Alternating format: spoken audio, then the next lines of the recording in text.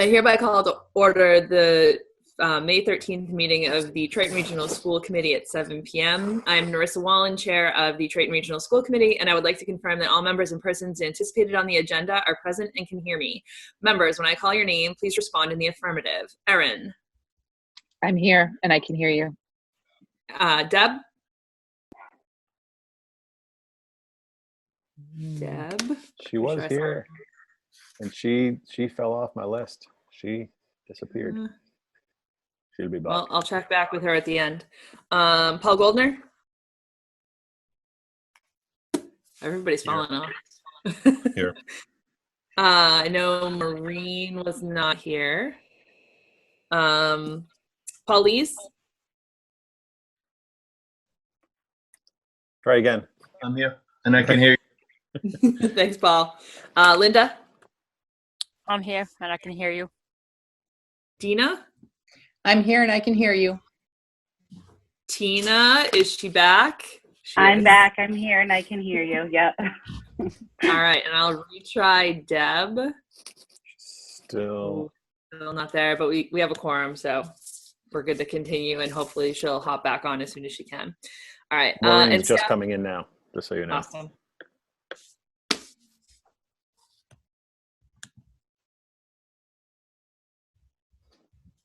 If she only knew we were all waiting for her.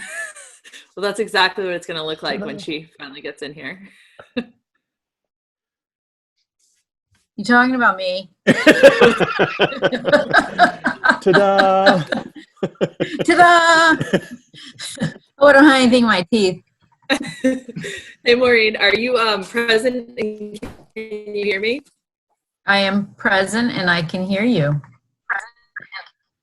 Debbie said she's on her way, and Narissa. Oh, okay. I'm still missing. Okay. And staff, when I call your name, please respond in the affirmative. Brian? I can hear you. Thanks, Brian. And I'm here too. Kim? Yes, hear you, and I'm here. Thank you. Kyle? I'm here and I can hear you. David? Here, and I can hear you. Thank you. Patrick? I'm here and I can hear you. Thank you. Catherine? I got you. I saw her. I'm sorry, I apologize. I can hear you, and I'm here. Thank you. Perfect. Sue? I know I saw her at the Starship Enterprise. She's here Good. Yeah, no, good to go. Excellent. Thank you. Sarah? Did I see her on the list? Sarah is unable to make it this evening. I'll be standing in for her part. All right. Perfect. Thank you. And Anna Bates is the last one on my list. Yep, I'm here, and I can hear you. Perfect. Thank you very much. And did Deb make it back? Looks like not yet, but that's okay. All right. For this meeting, the Triton Regional School Committee is convening remotely via Zoom meeting using the information posted on the district's website, identifying how the public may join. If you are personally attending by video conference using your device's camera, please be aware that others may be able to see you. Committee members and administrators, please remember to mute your phone or computer when you are not speaking. All supporting materials that have been provided to members of this body are available on the district's website with the agenda posting, unless otherwise noted. The public is encouraged to follow along using the posted agenda. Each vote taken in this meeting will be conducted by a roll call vote. Please note that this meeting is being recorded and that anything that you broadcast may be captured by the recording. I'll begin the meeting by reading aloud the vision statement for the district. We're a community of learners known for our unwavering commitment to meeting the needs of all students. Through the adoption of best practices and our active partnership with families and the wider community who are united in supporting the development of engaged, successful, responsible, resilient learners, students will be well prepared to be ethical, empathetic, and contributing citizens. All right. And all that said, that actually puts us into the meeting. So I'm going to keep the chairperson's remarks to a minimum tonight because we have a full agenda, but I am going to ask people to try to move along because we will have a full agenda. There's a lot to discuss tonight. So by no means is that to say keep your comments to yourself, but if you could keep them relatively brief, that would be appreciated. With that, I'm going to open oral communications from the public. The next item on the agenda is public comment. Members of the public, the meeting host muted you as you entered the meeting. If you would like to address the committee, please indicate now that you would like to do so, either by raising your hand or on your video call, using the raise hand option on the participant screen, or using the chat option. The meeting host will unmute you so that you can address the committee. Please refer to the public comment policy language on the agenda when making your comments, and remember to speak clearly and in a way that helps generate accurate minutes. When you have finished speaking, the meeting host will mute you again. So Bernie's our only visitor tonight. All right. Bernie, are you making I a comment? see. I unmuted him and he muted himself, so we'll take that as a no comment. I'll take that as a no. All right. Due to the closure, we have no student of the month this month. We'll move on to the consent agenda. There are no donations to note this month as part of the consent agenda. Can I get a motion to approve the consent agenda, please? Can I make one edit for a donation that just came in, and I would love to acknowledge it now. John Weston donated $10,000 from his family's charitable trust to purchase technology resources. So we haven't completely allocated that yet, but the first use of that money was purchasing a dozen hotspots, so cellular-based hotspots, and those have been distributed to families where they don't have any Wi-Fi or any internet in their home. So there's certainly more where that will, more places that those funds will go to, but a $10,000 donation was made by John Weston, so I certainly wanted to acknowledge that tonight. We can formally put it on the agenda next time too in writing, but that is significant. So perfect. Thank you very much, and that is very generous of Mr. Weston. Can I get a motion to approve the consent agenda, please? I'll make a motion to approve the consent agenda. I'll Second. second. Second, was that Erin? It was. Okay, thank you. And I need a roll call vote. Erin? Yes. Deb? Did she make it back? no. No, still not here. Paul Goldner? Yes. Maureen Heffernan? Yes. Paul Lees? Yes. Linda Litkowski? Yes. Tina Sullivan? Yes. Tina Sortis? Yes. And I am a yes. All right. Excellent. I didn't see Kaylee on the list. Is she? No, I haven't seen her. I haven't spoken to her this week. Last week, she was excited to join, but I have not seen her join. Okay. So Well, we do have that meeting that we scheduled for next Wednesday. So if she doesn't make it on tonight, maybe we can reschedule her for then so that we can just get an update. I would have loved to have her here tonight because she's always her input is always invaluable on things like this, especially lately. Okay, moving on to new business. Does anyone from the committee have new business? All right, seeing none. We're moving on to reports and deliberations. We're going to reorder this a little bit. So we're going to take the NEASC collaborative visit report first, and then the Triton class of 2020 graduation plan. So A and B are going to stay in place.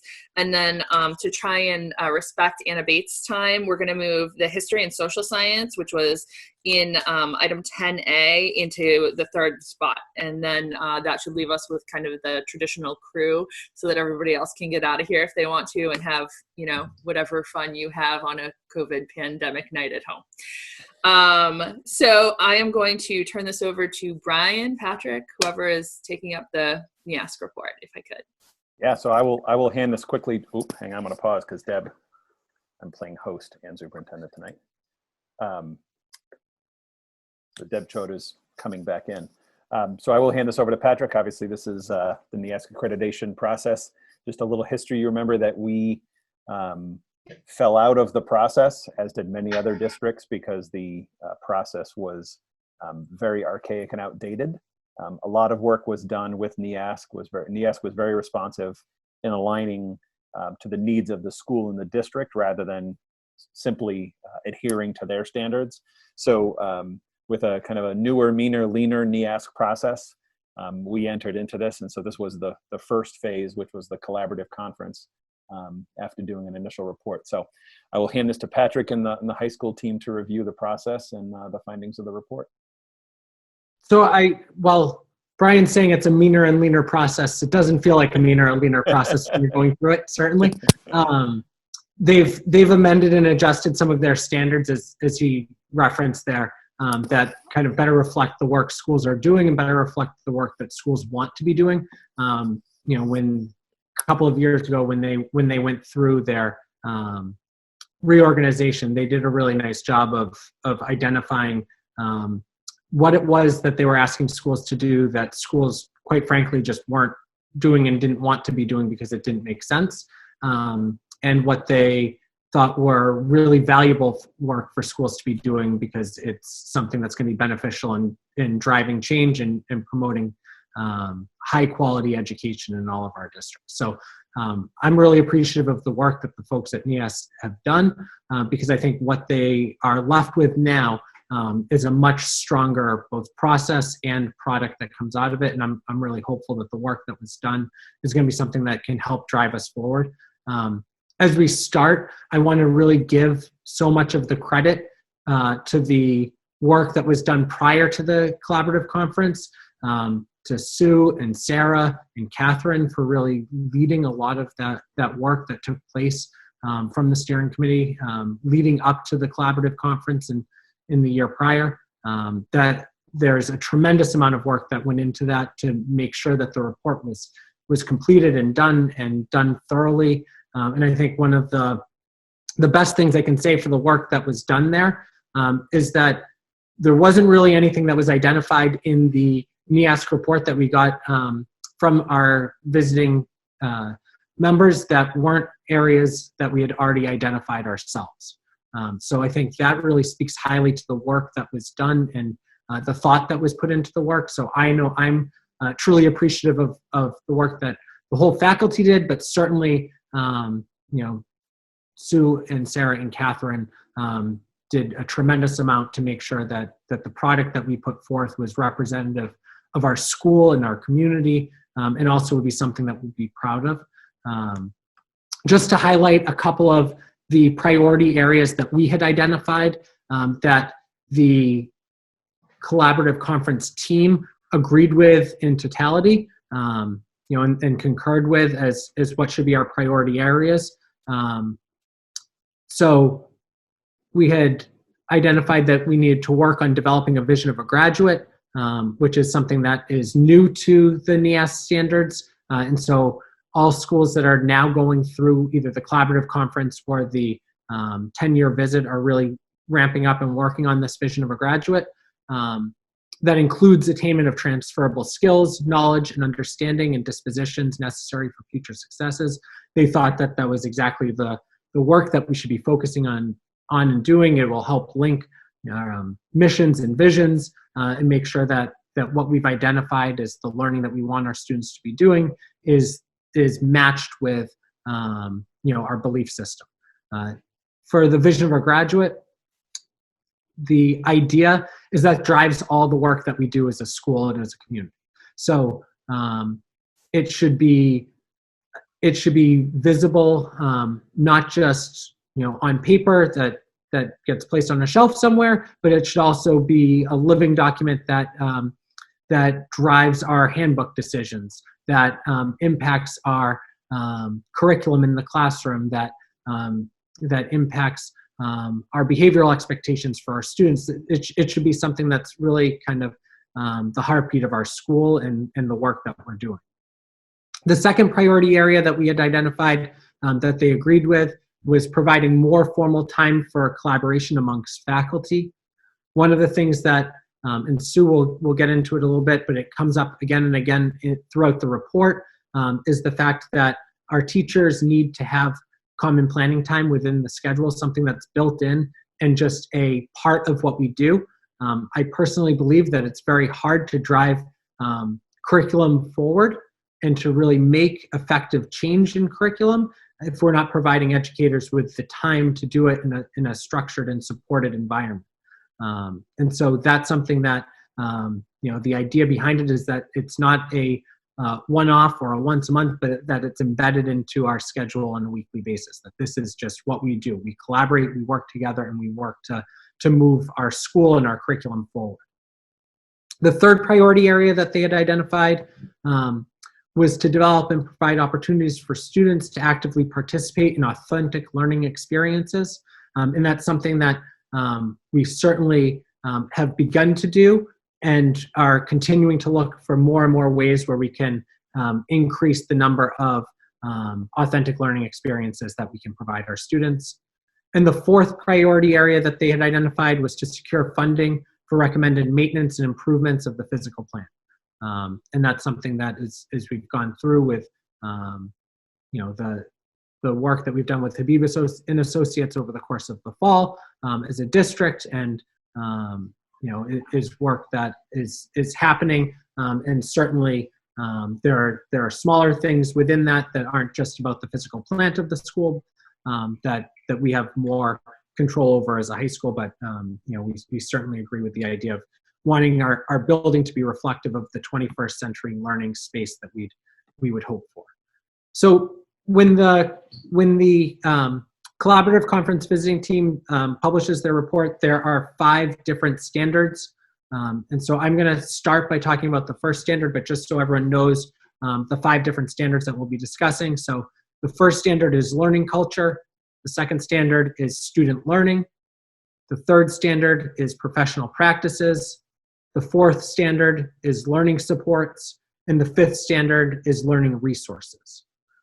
So we're going to talk just about some of the highlights that came out of each of these categories, both to highlight some of the positive work that we've already done and the successes that we've even had since the writing of the report, or the writing of our report, our self-study for NEASC. So they started by really praising a lot of the work that we've done with our school safety group, the work that we've done to implement effective ALICE procedures and ALICE training, the investment that the district's made into school safety. They really commended a lot of that and thought that the building and the approach and the way in which we were going about things really took that into consideration, and that it helped to promote a safe learning space and learning culture. They commended the advisory program that we have and have in place. Advisory has been something that has been a major topic for NEASC for about a decade now. They've really been pushing schools and districts to making sure that every student has a trusted adult in the building. And advisory is one of the major ways to do that. So beyond just the teaching staff, wanting to make sure that every student felt directly connected. And I think we do a really nice job of that. We have the vast majority of our staff, participating in advisory. We have members of our central office who have advisories. And it's a great way for us to get to know a wider range of our students and to feel like we're connected as well as the adults with a different group of students. They also really praised our guidance seminar structure, and I want to really commend that as something that we have and have in place that's very unique to our school, to have a guidance staff that's a teaching guidance staff. And the NEASC visiting team all left wishing that was something that they were able to implement in their own schools, because that is such a benefit in terms of how we can support all students. They spoke about support for our LIFT program, and we're really commending the work that we had done to implement the LIFT program. When the self-study was written, the LIFT program wasn't in existence yet, and so that was something that they really commended the work that we had done there, and Catherine will talk more about some of the social emotional supports in the learning support section. They also talked about the work that we had started around the vision of a graduate and the progress that we've made over that short time. But they came in November, and since November we've made even more progress. We would probably be at a point at this point in the year, had we not left due to pandemic, where we'd be presenting out a vision of a graduate that we would then be sharing with elementary schools for feedback and the middle school for feedback, that we'd be looking to share feedback with parents and committee members. And those are all things that we'll be ready to move forward with in the fall. We've got a pretty good working draft that we completed at the start of March. And so we're excited to start sharing some of that work out once we return to somewhat normalcy. And actually, as a side note, speaking with the committee chair, he was saying that where his school hadn't started any of that work yet, he was going to be calling for the playbook of how to go about implementing that, because he had just started looking at how he was going to try to begin working the vision of a graduate for his school. The report and talked about the need and desire amongst the faculty for administrative stability, which I'm very hopeful that we have for the foreseeable future. I want to keep my job, but I also want to keep our administrative team working together because I think we do a very nice job of working together. So I'm hopeful that we've got stability for the foreseeable future. And one of the other things that came up in a couple of different places was around the role of the program coordinators and looking to expand our group that is in a leadership role within our school. I know I've spoken a couple of different times with Brian and other members just around wanting to see our program coordinator role grow and expand so that they do have more ability to give feedback to teaching staff around curriculum and to give feedback about teaching practices.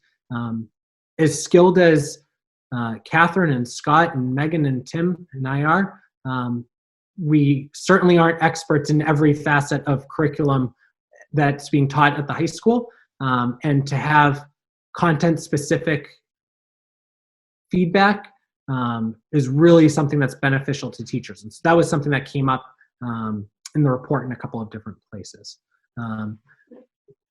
We've talked a little bit about the desire to implement common planning time. I mentioned that before. That's something that I know Sue's going to talk about, that we've started developing a plan for in terms of how we can implement it. We're hopeful that we're able to implement it going forward. We think we've got a plan that's going to be able to be put in place, and we're just waiting to see final numbers for scheduling.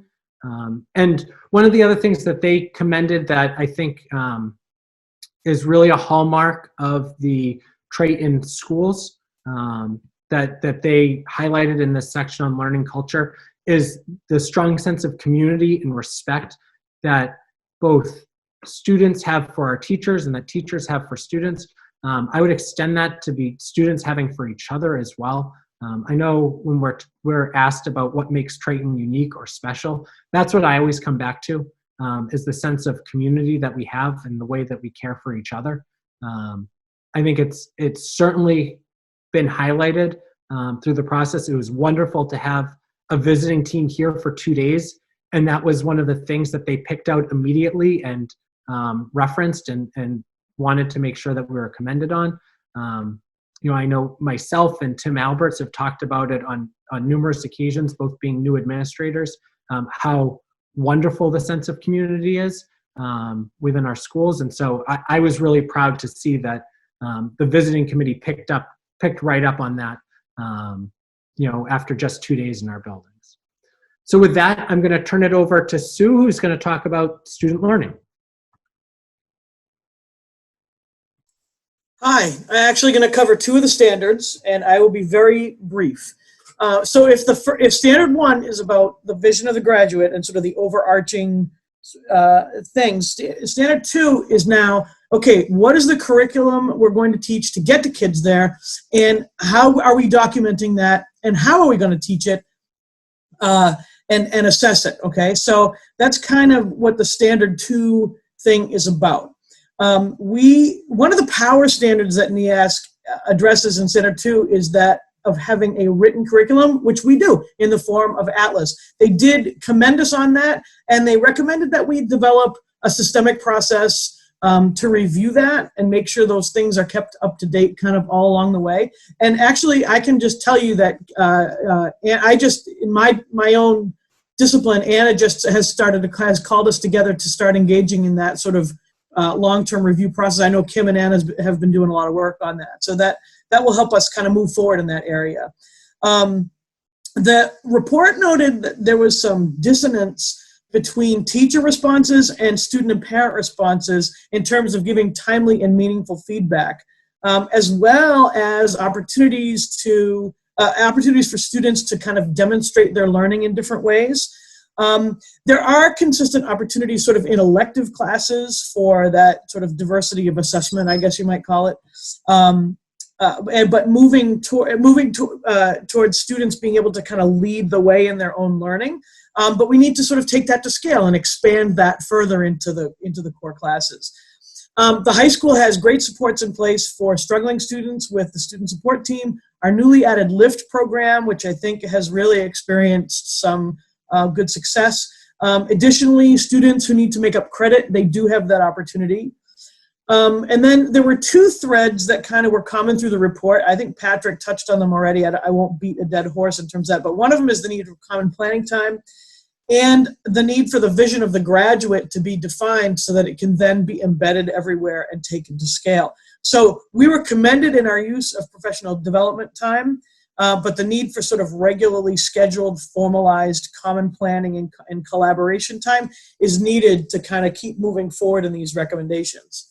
All right, so standard 1, vision of the graduate. Standard 2, what's the curriculum and how we're going to teach it. Standard 3 is called professional practices, and it's about what are the ways that we support teachers in being able to engage in best practices and review curriculum and all those things that go along with it.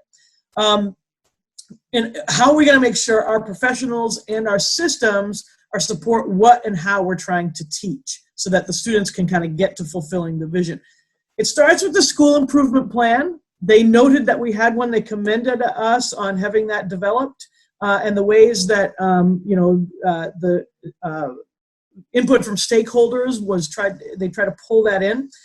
We were also commended, as I said, for the ways in which teachers have been allowed to use professional development time to talk about best practices, share techniques, engage in exploring different assessment strategies. I can think of several things that we've done over these past few years, and teachers are really supported in leading their own learning in terms of professional development, which is you do that with the pros, and then you hope the pros do that with the kids. We've been able to do independent study type topics and things that are really germane to our content areas and that sort of thing. And it's been really, it's been supported by the administration and really appreciated by the staff and commended by the committee. The glaring area, as we said, is that we need to find a way to schedule this collaboration. And this is, by the way, this is not news. This has been on the asks list for us for like 15 or 20 years. I don't know how long. I don't know how many of you guys have ever been through an accreditation process of any kind before. But this is one of those things that we have talked about. So to that end, the program coordinators began talking about, what are some, and there's ways to do it. There are lots of ways to do it. Most of them are not budget neutral. We were trying to talk about, well, how can we do this in a budget neutral way? How can we get something scheduled in where we can allow for this to happen and have this happening? So we're looking at, like the starting departmentally at the high school, making sure, for example, that all of the science teachers are off during the same, or have their duty period during the same period, so that one of those duties can actually become a meeting, almost like the middle school would handle that kind of thing, the common planning time. So we're looking at that, and I know that Megan has been doing some work in terms of figuring out how to deploy that in Aspen. We have things to talk about and work out, about how that affects duty schedules and how that affects, whether the kids can get all the classes they want. Because if you shut down a whole period for a whole department, you cut down the number of scheduling configurations. So there's all kinds of things to kind of see how it works out and flesh out. But this is something that that we've sort of that's been recommended for a long time, and that teachers would like to do. I'd love to get together with my my department mates and look at student work on a regular basis, you know. So, and I know that my fellow professionals feel the same way. So those are standards 2 and 3, and now I believe Catherine is going to take over here for standard 4. And so take it away, Catherine. I can't play the trumpet, so no Doc Severinsen, sorry. Thank you, Sue. I appreciate it. Can I just pause and ask for a second? Can I just pause and ask for a second how you guys would like to take questions? I don't know if I should be, because you're clearly split it up. I don't know if we should be taking questions in between each speaker or each section, or how it's easiest for you as presenters to be able to take those. My thought is, so go ahead, Patrick. Yep. I was going to say maybe we can go through each and then take questions at the end, and Okay. then we'll respond where we were the one presenting. All right, sounds perfect. Thank you. Sorry, Catherine, didn't mean to interrupt. No problem. Standard 4 are the learning supports that Triton High School offers to the students. And those encumber such areas as the intervention strategies that are in place, counseling services, the health services, and library services. We met the standard for this, the NEASC standard for this standard, because they have highlighted that we do provide students with a wide range of intervention strategies. They specifically highlighted the programs such as the ones that we have available for special ed students, like our Essential program, our REACH program, our newly installed LIFT program, and also the Academic Support Center that we have for our regular ed students. In addition to the programs that we have available, we also have intervention strategies that the school uses on a regular basis. That would be our student support team, our instructional support team, our wonderful school adjustment counselors, guidance counselors, and everyone supporting students with diverse needs. I want to also just plug out for those groups of people during this time of remote learning, when we were dealing with students at the social emotional level. Those particular groups of people have gone above and beyond to make sure that our students have had contact with someone and have felt connected. So in addition to what they do on a daily basis, what they have done during this time of remote learning is extraordinary. And if NEASC came in, they would definitely have seen that as well during this time. They talked about the importance of our guidance seminars, which I think Patrick talked about a little bit before, and how important they are for addressing the social emotional skills, the development of students, career exploration, and college planning. The library also was highlighted because with the new setup in the library, our librarian now collaborates daily, regularly, and consistently with teachers to help integrate information literacy into the content areas. And she's done a great job daily when we were in school, and that's another area that I would like to highlight, that teachers have been so grateful for her involvement during this time of remote learning, because the students need to have different ways of learning the material. There have to be different instructional strategies, and our librarian has certainly stepped up to accommodate those needs. Just 2 areas of growth that NEASC has asked us to just keep at the forefront of things. Even though we do have processes in place to refer students and identify students who need those kind of services, they ask that we do continue to find additional ways to identify students who have need, who might be at risk, and then to continue to evaluate and assess the effectiveness of the intervention strategies that we're using. And they also did mention our English language learners, as right now we are growing and quite fluctuating population of EL students. And we have to make sure we keep those students at the forefront and make sure that we have supports in place for them as well. But those were the 2 areas that they just wanted us to keep in mind as we move forward. But as I said, we did meet the NEASC standard 14. Thank you. I think Patrick is doing the next Yep. one. So in terms of standard 5, the last standard that they had, which is learning resources. Is it Patrick now? Yep. So the visiting team Okay, thank you. really commended our maintenance and custodial staff for the work that they do, keeping the building clean and maintained on a daily basis. They, in speaking with them privately, they each mentioned that that our maintenance and custodial folk seem like they're doing a tremendous amount to make sure that the building is cared for and that it's clean. That our building is clearly old and it clearly has its flaws and its challenges. And just some of the things that have been mentioned at various times or to address, a lack of heat in some of the hallways, leaks, tiles coming up, treads coming up on stairwells that need to be replaced, things that we know, things that have been issues, things that we're working on trying to set maintenance plans for, windows with faulty seals. Ultimately, I think what NEASC recommends, which shouldn't be a surprise to everyone, is that we want to make sure that we have a building that is best suited for 21st century learning, that we want our students to be doing, that we want to have the facilities in place so that our educators can work to their peak performance. NEASC is making a recommendation. They're not necessarily concerned with the budget or the cost or the implications beyond that. But ultimately, I think what we'd like is, and what they recommend is that the building matches the needs for 21st century learning. And so while our building is being well cared for to the extent it can, it also has its limitations in terms of what we are able to do, just based on based on the building and the way the space is configured.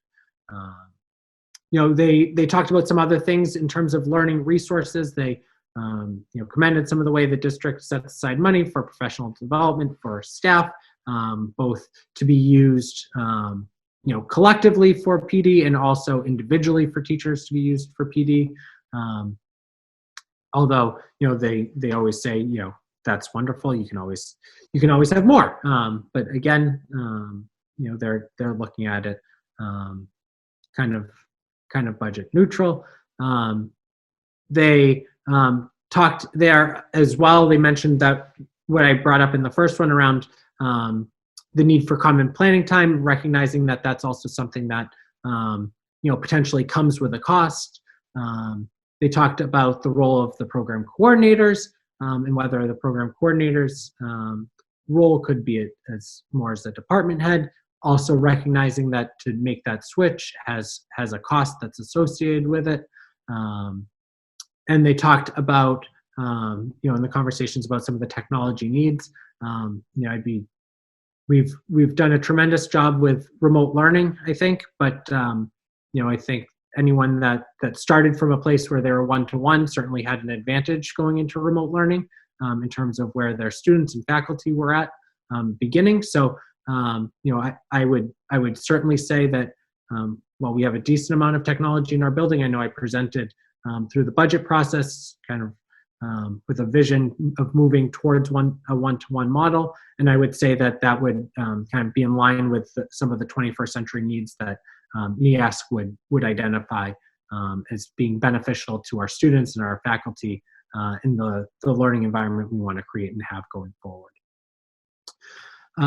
Just lastly, before we wrap up, there were a couple of other commendations and recommendations that we might not have highlighted as much throughout our presentation. So just the high-level commendations and recommendations.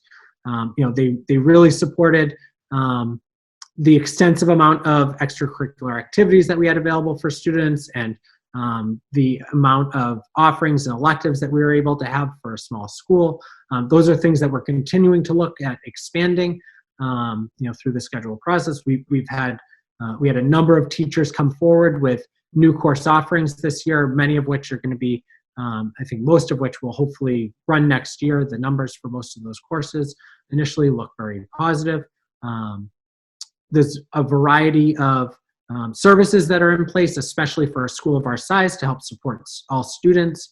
I think Catherine brought up the social emotional impact that our remote learning has had on students and families, and I think we've certainly been able to navigate it well because of how much we've invested in some of those resources, and those are things that I think are critical to our success going forward.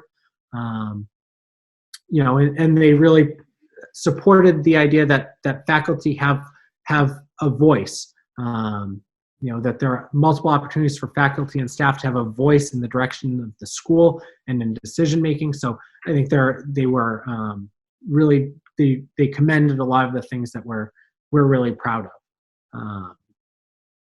A couple of the other things that we didn't address that came up in the recommendations. One of the things that they noted was providing students learning opportunities outside of school and publicizing those opportunities to the greater community for support. I think one of the areas that I know we've talked about starting to explore is around internships, and I think that would be something that would directly align with that. We're looking at having a senior project class that will potentially run next year that will most definitely rely on outside community supports to help students with the projects that they're working on. And then one of the other recommendations that we didn't really address was improving communication with parents and community members to give them a deeper understanding of the educational opportunities and successes at Triton. And I think that's been something that's been a work in progress all year. I think we've focused on trying to have a consistent social media campaign to highlight some of the positive things that are happening in the school. We've focused on messaging going out on a weekly basis, to keep parents informed of events and things that are happening. And I think we want to continue doing that going forward to keep pulling our three communities together to really feel like one cohesive Triton community. So I think the more we can work as a faculty and as a community as a whole to bring everyone together, the more successful we're all going to be in educating our students. So that's the end of our presentation for you. And at this point, if anyone's got questions for us. All right. So before I take questions, thank you all for your work, because it was a lot to read through this, and clearly not only have you read through it, you probably have read through it about 7,000 times, the way that you can, bring that information right back out. So that's deeply appreciated and admirable, because it's a lot. That said, I'll open it up to the committee for questions. Dina? Thank you, Narissa. Just a couple of comments, and I want to preface this by saying I read this after recently reading Permission to Feel by Mark Beckett. Wrong last name. We heard him at the MASC conference several years ago from Yale. Awesome book if you haven't read it, but it's all about social emotional learning. And one thing that I was really struck with, and it has been an issue in our district previously, something that we have been working on, and Patrick, you did a great job presenting it, was the issue of kids not feeling connected to the school. And the fact that in the report it's noted that 93% of the students surveyed said that they had at least one adult that they knew in school that cared for them. And that speaks volumes, because that's taken several years to manifest itself. And the flip side of that is the guidance and seminars that are going on, that, all the, like you had noted, Patrick, that it's not only teachers, but it's administrators, is fabulous. And I think that has raised the value of our community at Triton, and hopefully expands within our greater community of our three towns.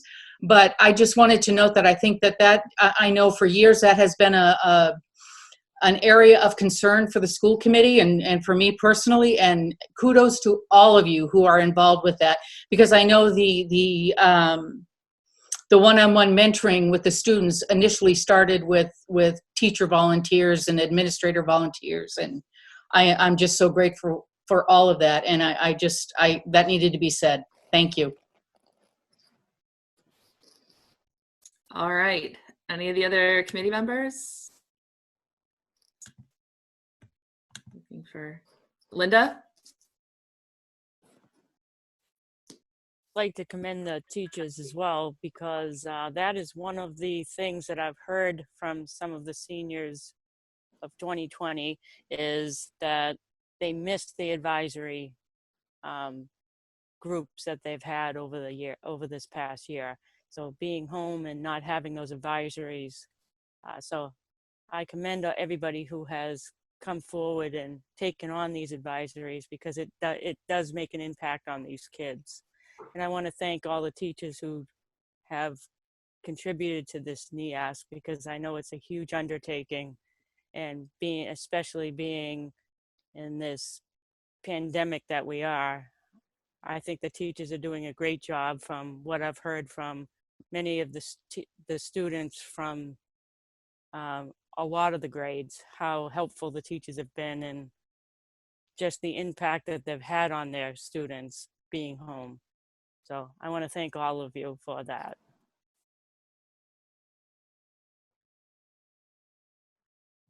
Was that a hand, Paul Goldner, or no? Paulise? Yeah, so about common planning time. Oh, Paul, we just lost your audio. What's that? Oh, you're Oh, back there now.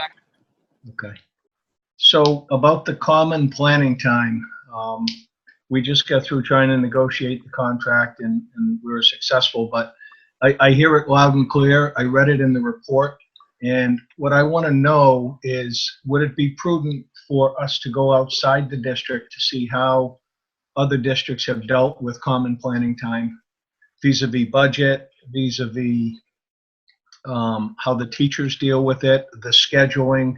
I know we just went through a significant middle school scheduling issue, and whoever was the point person or persons for that might be helpful. And I'm just wondering whether a task force made up of 1 or 2 personnel and negotiation subcommittee members, Kim Croto, Brian, Sue Densmore, and not to make it large, but just if each of us could reach outside to our counterparts for the school committee, the people at MASC, perhaps to find out how they're dealing with the dilemma of common planning time, just to maybe get some fresh ideas. Maybe rope in Camille. She, I think, is a significant reference.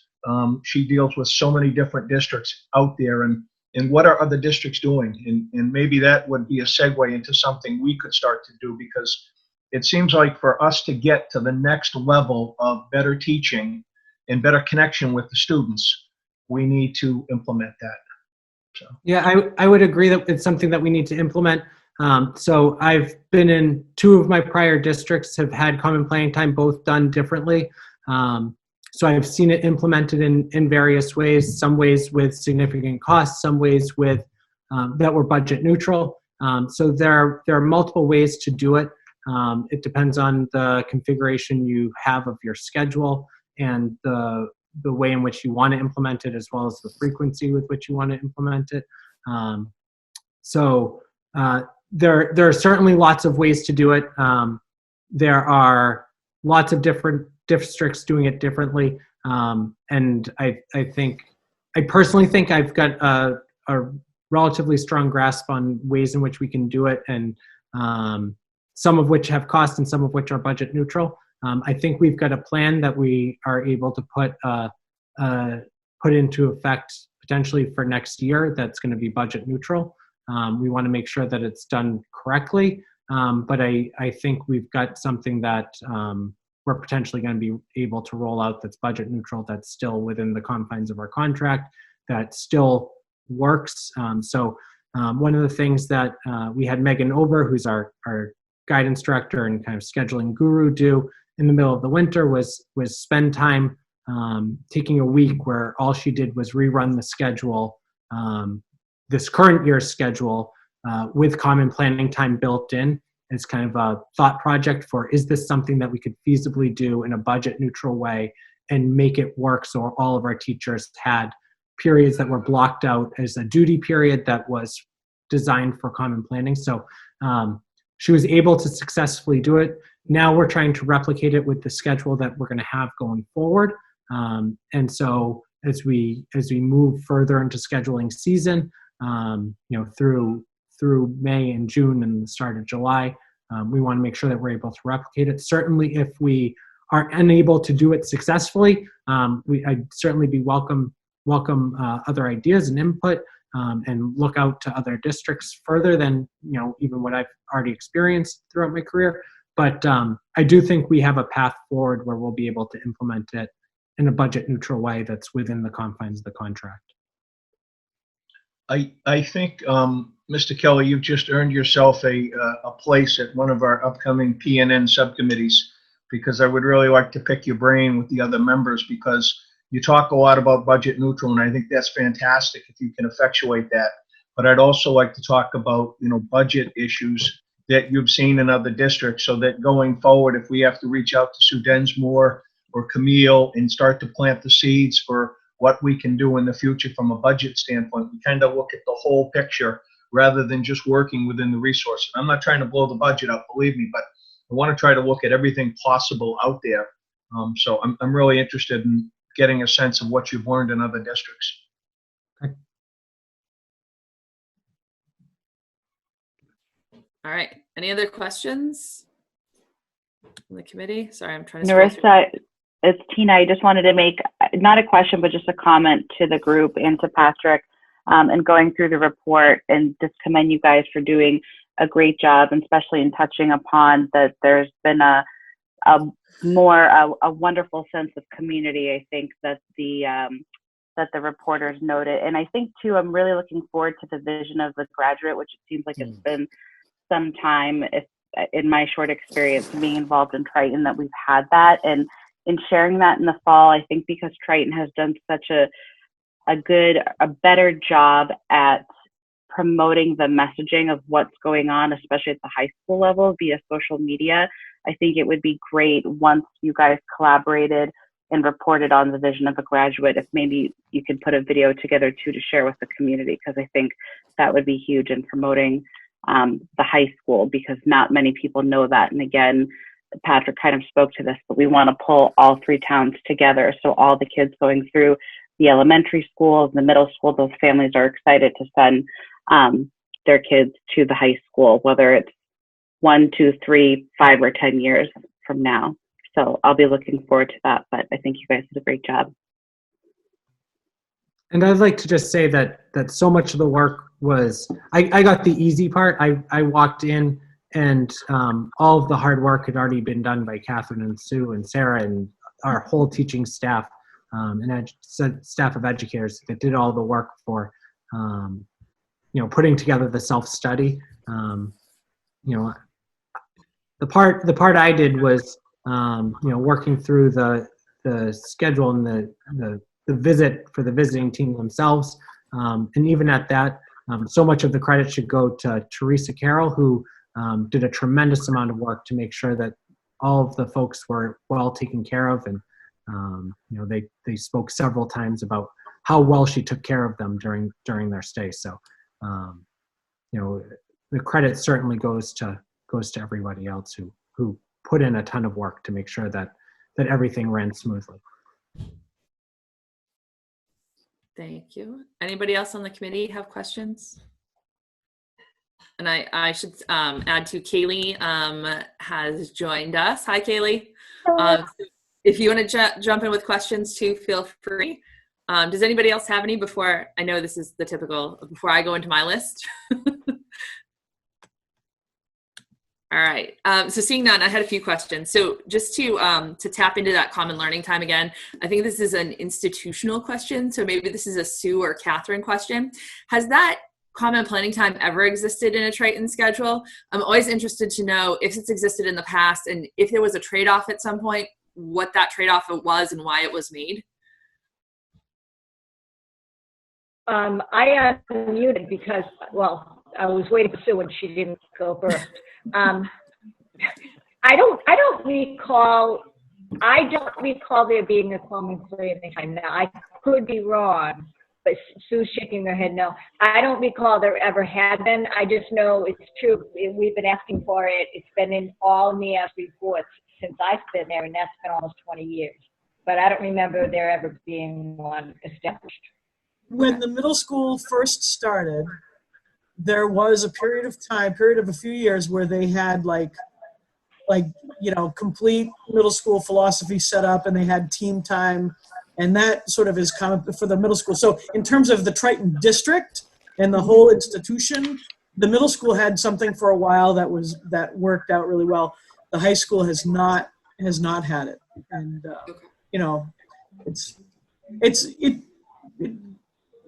collaborate. It's funny. I learn a lot from my fellow teachers. You know what I mean? Talking to them, and so.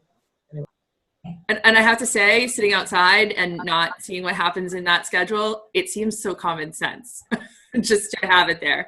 I mean, that seems like a logical thing that you want to do. Catherine, while you're unmuted, I think this was in your section. You mentioned that they had an additional recommendation about identifying at-risk students and ways to mitigate their risk. Did they have any recommendations? Because it seems so comprehensive, the list that we already have that you had in the section about it. And then all of a sudden they pop in with that recommendation to find more at-risk students and ways to mitigate that. I was wondering if there was something that was maybe verbally mentioned that didn't make it in the report that they had identified as a high-risk group. Yeah, I don't think, maybe I put too much emphasis on it. I think what they were saying was to continue to make sure that we don't let other students fall through the crack, or make sure that we stay on track to continue identifying any students that might be at risk.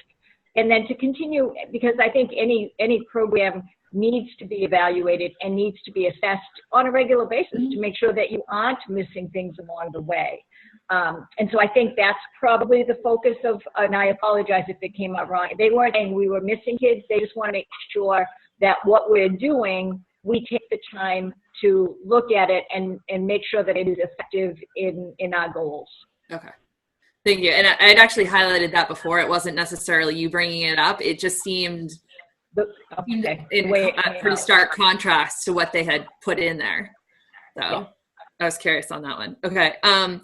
Patrick, one of the things that I had seen a couple of different places was the outside engagement. You talked specifically about seniors, but do you have a vision for, I mean, clearly this, I believe they intend that comment to be a whole 9 through 12.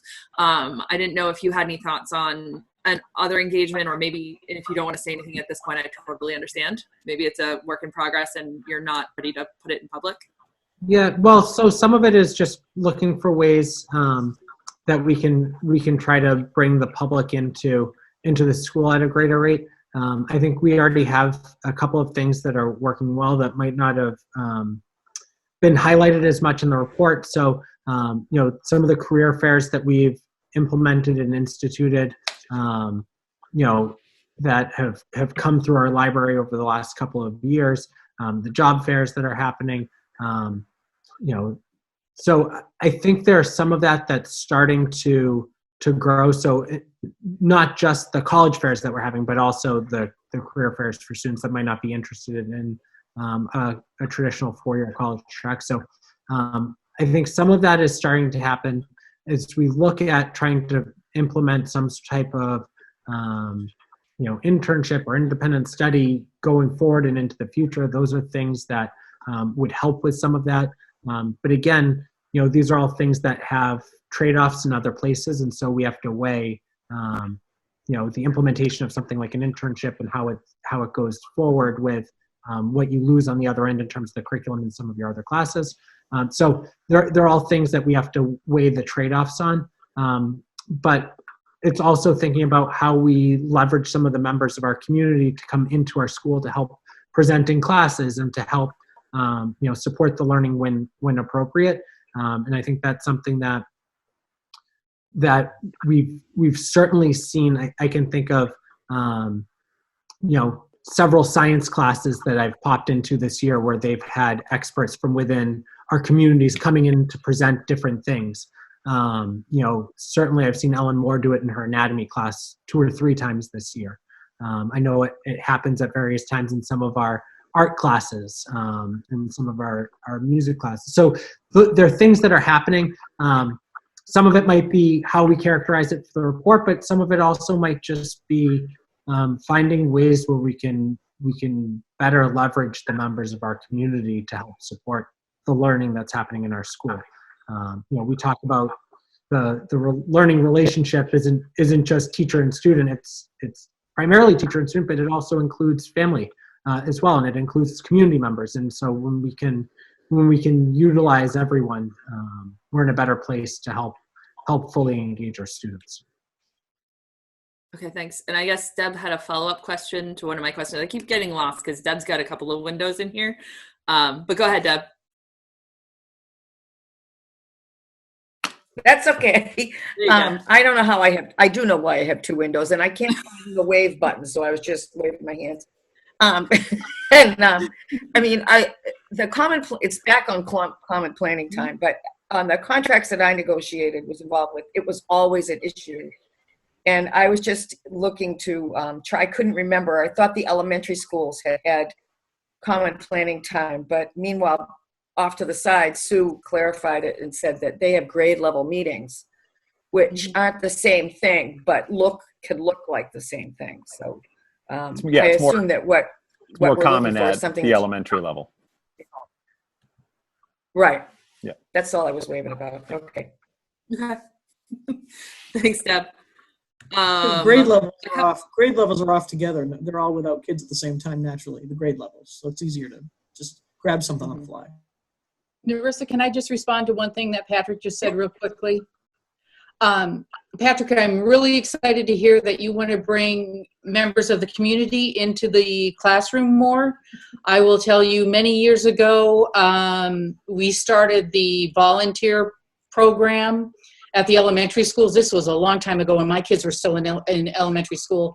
Anyway, one thing that we did was created a database of people in the community who would be willing to come into classes and present topics, whatever. I know I myself have done some presentations to the middle school for hygiene. Even when I'm done with school committee, please, if you are really interested in doing that, I am on board. Thanks. Especially if it's about teeth. I was going to say, and she'll bring her own toothbrushes. All right. Did anybody else have anything else on common planning or any of those topics before I had a couple of more? No. Okay. All right. I'll move on quickly. One of the things that I noted in the kind of narrative section, but I didn't see appearing in the recommendations, was the survey items where there was a fairly sizable break between what students and families were perceiving and what the teachers were perceiving. It talked about communication out to the families. I didn't know if the NEASC team had kind of identified that as a lack of communication on expectations between the teachers and the families, or if you were seeing something deeper than that. So the survey things that I had noted down, which this may not be comprehensive, was the mechanisms to improve grades, the deep thinking versus kind of the more rote learning, the ability to do that outside learning and the opportunities to be able to do that, the ability to try new things. I probably should have made myself a better note there, but that's what I had written down. I don't know if anybody wants to handle that, but I felt like there was a break between the narrative and their recommendations, and I was just wondering if that was something they had addressed verbally with the team. So I would say that they probably, in the collaborative conference, they're not there long enough to really get a broad sense from community members or a wide enough range of community members and students to be able to speak to that specifically. So they use a variety of data sources to help generate the report, one of which is the parent and student surveys and teacher surveys. So I would say that was something that they noted as a discrepancy in the data that they were analyzing, but didn't necessarily have, for each of those areas, didn't necessarily have a tremendous sense of that after just 2 days. The collaborative conference, is really a way for them to work with schools to help identify priority areas going into their 10-year visit, where they would do a more comprehensive stay. That's a 4-day visit, and they really dive a little bit further in with multiple panels with families, multiple panels with students, so they've got kind of a wider experience there. So I would say it's something that they noted based on the data, but didn't necessarily experience based on their 2 days with us. Okay. All right, thank you. And I guess my last big question on this is, clearly there were some priorities or maybe just low hanging fruit that were already in process or were kind of fairly easy to go after. In the light of the current pandemic, does this change kind of where your priorities were when we physically left those classrooms? So there were, there were certainly things that we were working on. So knowing that we were going to be going through a NEASC visit, coming in, one of the things I knew we were going to have to start working on was Vision of a Graduate. That was going to be one of their recommendations, and one of the things that we were going to have as work that we were doing.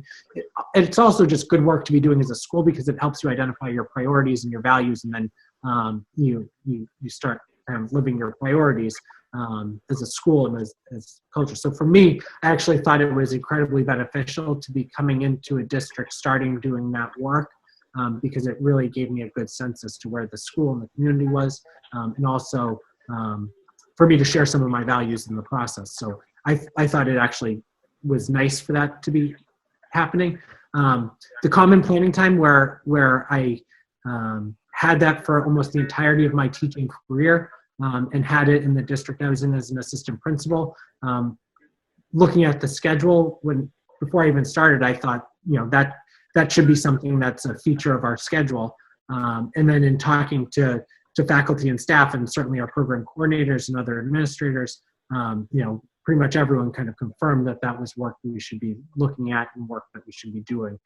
And so I think we were in kind of a nice position, because a lot of the things that we were identifying ourselves were also the things that they were identifying.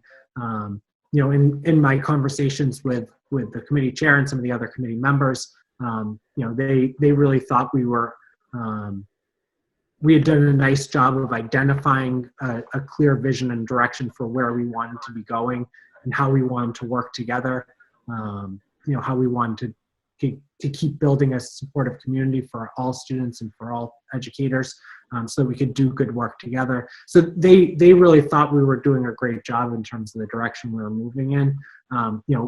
In terms of the priorities and things that you identified as low-hanging fruit there, Narissa, some of these were things that we knew we could identify and we wanted to start working on right away. So as we go back, I personally think we're going to need to make sure that we've got training in place, that we're hosting locally amongst educators for how we best respond if we do have to go out again. What were the best practices that we learned? What were the things that were most successful, and how do we make sure that we can utilize those strategies, not just if we go out, but also if we're in school? Because I think we've learned a tremendous amount that's going to help us when we're still in the building as well. So I think that's going to have to take some priority at the start of the year, because we're going to need to make sure that we're prepared for what the fall and potentially winter will bring. So that'll shift some of our priority areas, but the Vision of a Graduate's not going away. That's work that we need to complete. That's work we need to share out. Making sure that we have common planning time for faculty. To me, that really is something that will help us drive forward as a school and really take another big step. So Sue talked about teachers learning from each other being kind of their best professional development, and it's absolutely true. More than anyone else, they want to hear from somebody else that's in the classroom, that's in the trenches with them, on what was that strategy, how do you use it, how did it work, what did it look like with your students, show me how to do it, sit next to me and help me through. And so the more that we can do that, especially with some of the remote learning stuff that we're going to need to work on, but certainly as we go forward with our technology committee and the work around that, those are all going to be things that are going to be tremendously beneficial to have common planning time in place, because they'll really let us take a much faster leap forward. If we have to wait a month for people to be able to work together at professional development, rather than it being something that's on a weekly basis, or it just slows down our rate of growth. Can I say too, you asked about changes from where we were due to the pandemic. Hello, we've had now suddenly not being locked into a particular bell schedule. Teachers are finding ways to collaborate that have been incredibly beneficial. And I mean, you saw this entire sort of industry basically have to reinvent itself very suddenly to do something new. And so we've now experienced the common planning time. I'm pretty sure we don't want to give it up again. That is fair. It's a very organic process too, which has been, I guess from the outside, it's probably even cooler from the inside, but it's very cool from the outside to be able to watch kind of the growth that's happened over the last couple of weeks, because it's obvious just in, I mean, I've got 2 kids here, just in watching what they've gone through over the past couple of weeks, not just requirements, but just people learning from each other, and clearly kind of best practices just being disseminated somehow, even though I don't think it's intentional.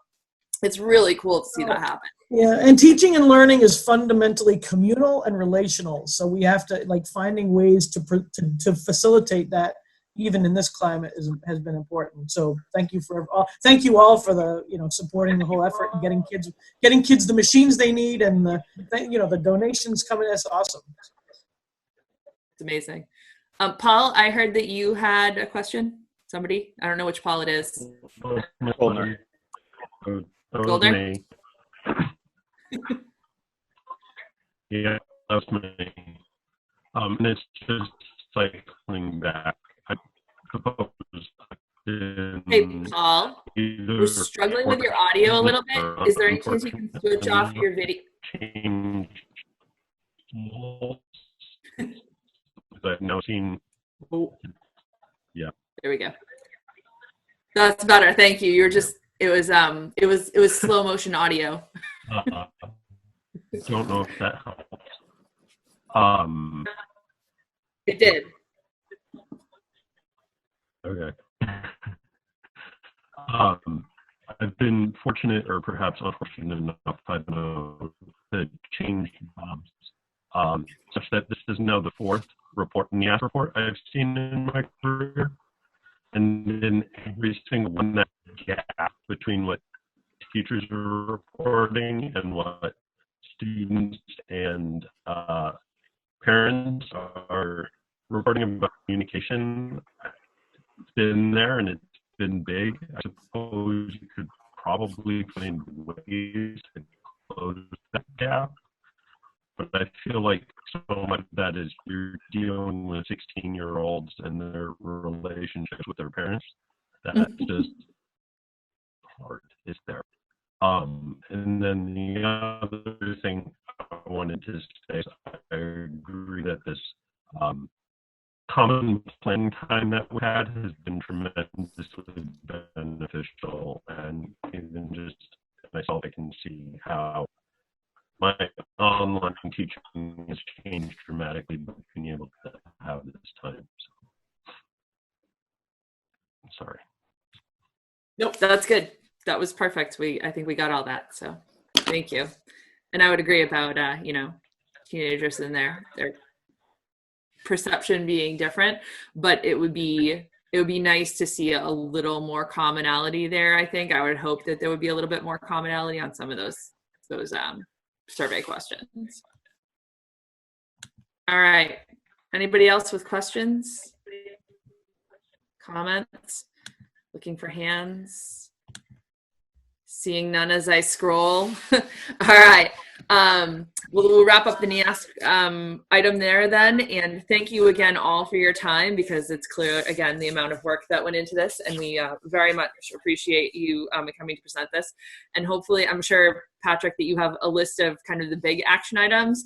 Hopefully, as those things continue to go on, we can get some updates on those as they sort of roll through and get implemented.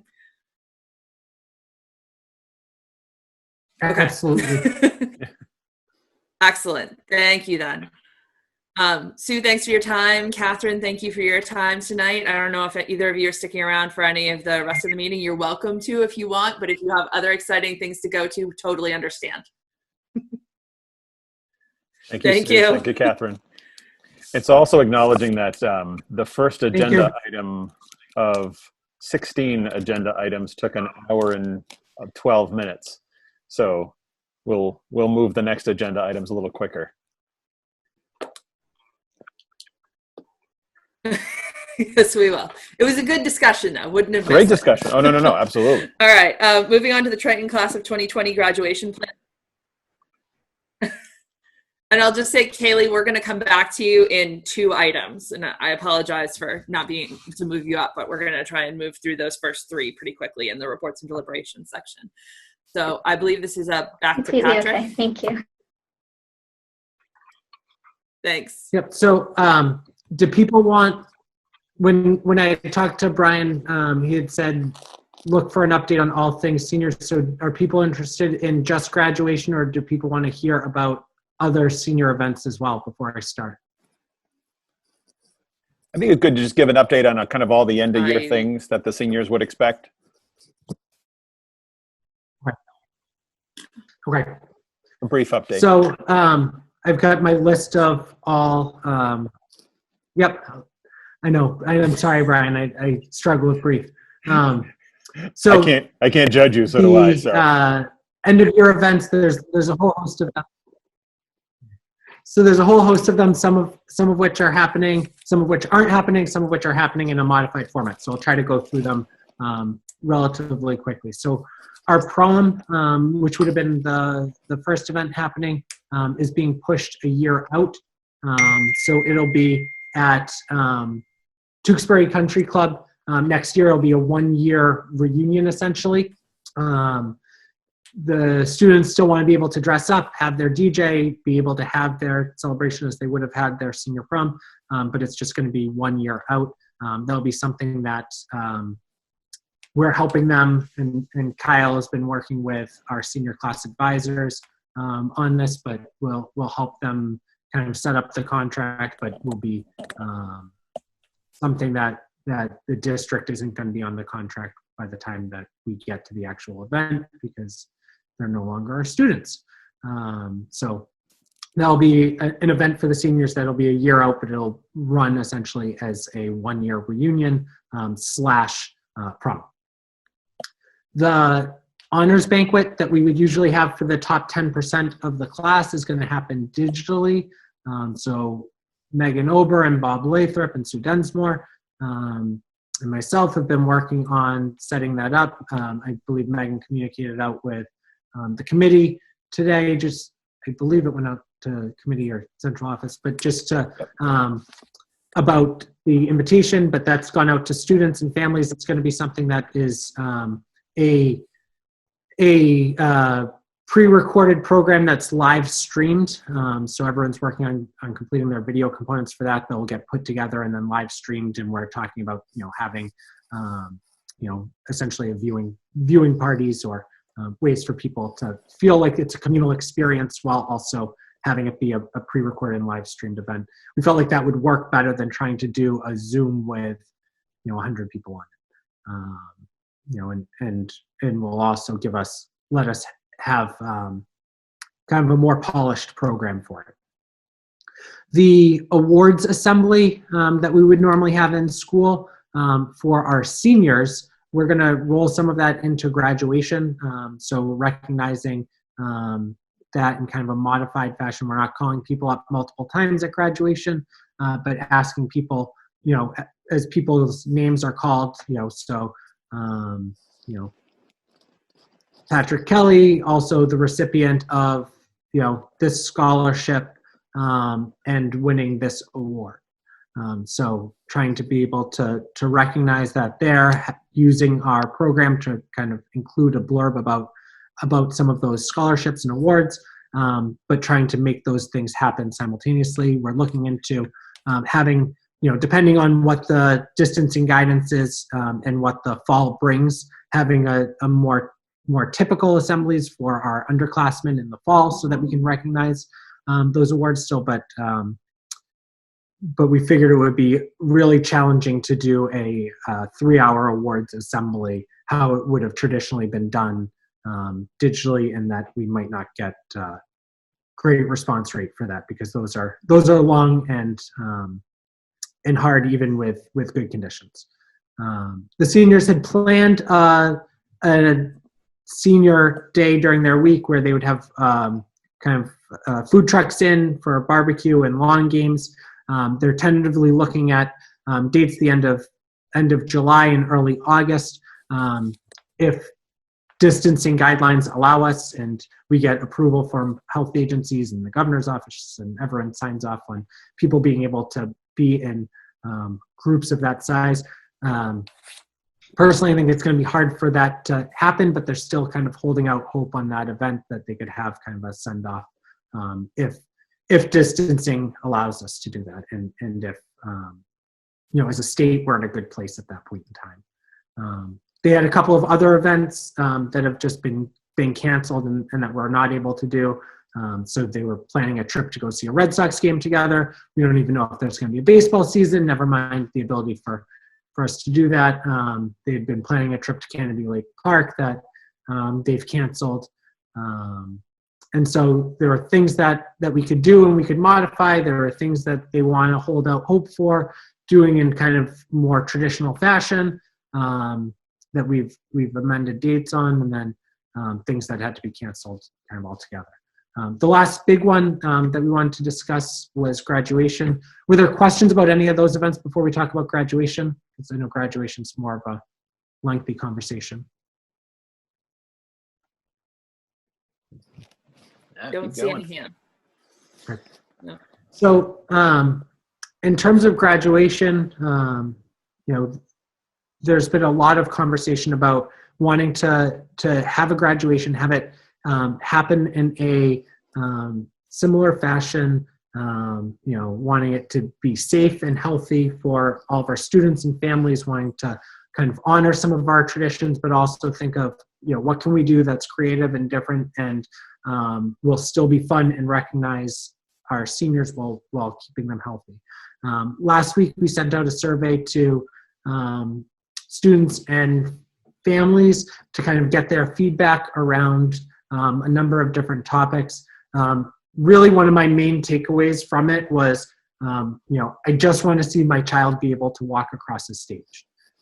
Everything else is, we can be flexible on, but I want to see my child be able to walk across the stage. And we had people on very wide ends of the spectrum in terms of whether or not they think we should open up completely or not open up at all. I think it kind of mirrors our country right now, but in large part, the sentiment that I got from the feedback was, I just want to be able to see my kid go across the stage and feel like we have a ceremony that's live, that we're not streaming over the internet, that parents can be able to attend and celebrate their child. I always think about graduation as, it's just as much about the parent who's helped their child and been thinking about their child graduating since they started in school.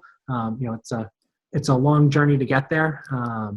And we need to be making sure we're celebrating our families just as much as we're celebrating our graduates to some extent.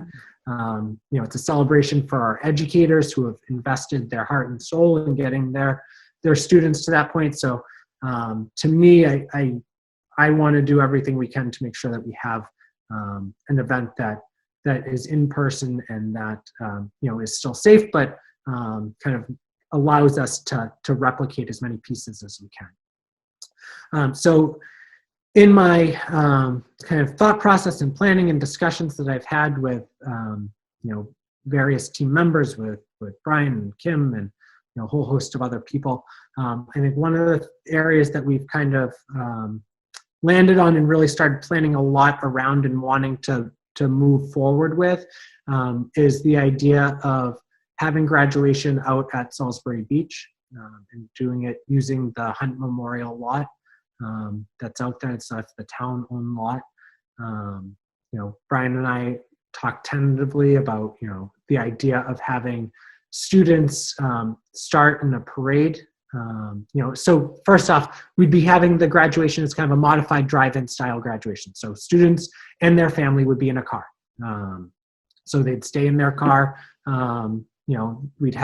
We were thinking of having a parade where we organize cars in Rowley, whether we do that at Pine Grove or, Teresa actually had a great idea of using the flea market right down the street because it's a big open space where we could have more easily move cars around. But then having them kind of parade through each of the 3 towns up 1A, head down to the beach. We'd want to have a stage, and sound system set up. We've talked with someone that works as a radio program manager that would be able to use a low frequency FM signal and broadcast in that immediate area our signal for graduation, so people could tune into it in their cars and be able to hear the everything that's being said pretty clearly through their cars, so that we don't need a giant sound system for everyone to be able to hear it. And having our stage set up, 4 feet or so that people are able to see the stage clearly from their cars. And then once we, get into the parking lot, and we'd certainly need a tremendous amount of collaboration from Salisbury PD and helping to organize a lot of that. We'd have everyone kind of lined up in rows, being mindful of our distancing guidelines, whether we need a space in between. The lot has about 640 spaces. We'd be considering having 1 car per family. If families were separated or divorced, they could request having a second car present at the event if needed. But in general, having 1 car per family so that we could have proper space in between all of the cars, but also have everyone kind of lined up in there together. Still wanting to have, speeches from Brian and myself, still looking to try to have speeches from our valedictorian and salutatorian to address their class, and being able to set that up in kind of a safe manner.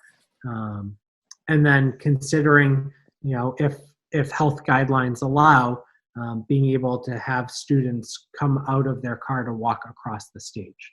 And we'd certainly need to look at what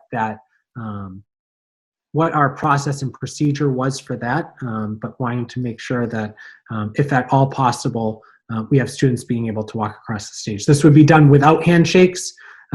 Diplomas would be put on a table, a student would pick it up from the table. We've talked about,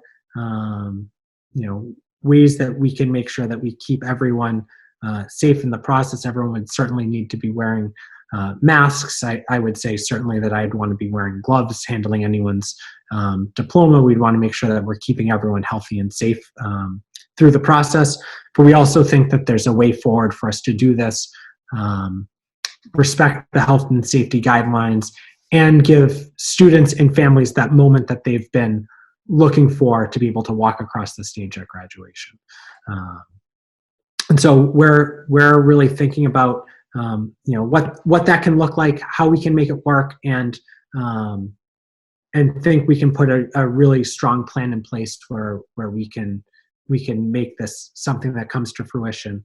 And really, I think if we come up with something that allows for students to be able to cross the stage and keeps them safe in the process, I think our community is going to be thrilled. So that's a general kind of rough sketch of it. I've certainly got plenty more more details, but to maybe just start with the rough sketch before going forward.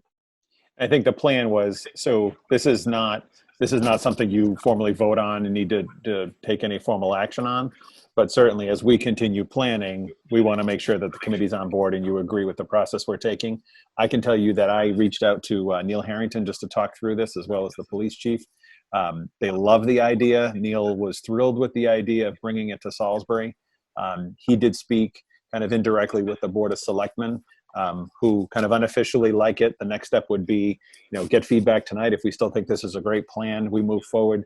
We'll put this in writing directly to the Board of Selectmen, get their official blessing to hold it within the town. And then I understand they would just basically say to Neil, go ahead and plan this to make sure it happens. So lots of logistics, from the basic details of the event, like Patrick was saying about organizing 200 some odd cars, or as well as could we pull off that parade, through Raleigh into Newbury and then kind of speedily go through Newburyport and back into Salisbury.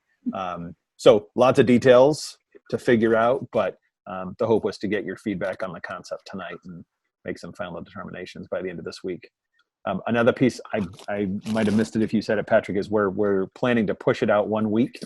So the graduation date was on June 6th, and that's historically when it's been. Random things from the diploma company having shut down and may not get them by June 6th. To various other planning things. I think there's going to be lots of logistics to work out. So we talked about moving it out 1 week, and I believe that was one of the feedback data points that Patrick received, that dates aren't as nearly as concerning as they were when we talked about the concept of moving to a Friday night earlier this year, when people had bought flights and people were coming from out of town. Obviously, this is going to be limited to just family members, right? So it's an immediate family car full, and that's going to be the extent. So would love feedback. I'll open it up to the committee. I see in Linda. Okay, I myself have a senior this year. And I think the biggest thing that parents are looking for, as well as the students, is that moment in time that they have. And getting it in the mail, or the way other districts are doing it is giving them a graduation box, I think is fantastic. Some schools are waiting a year to.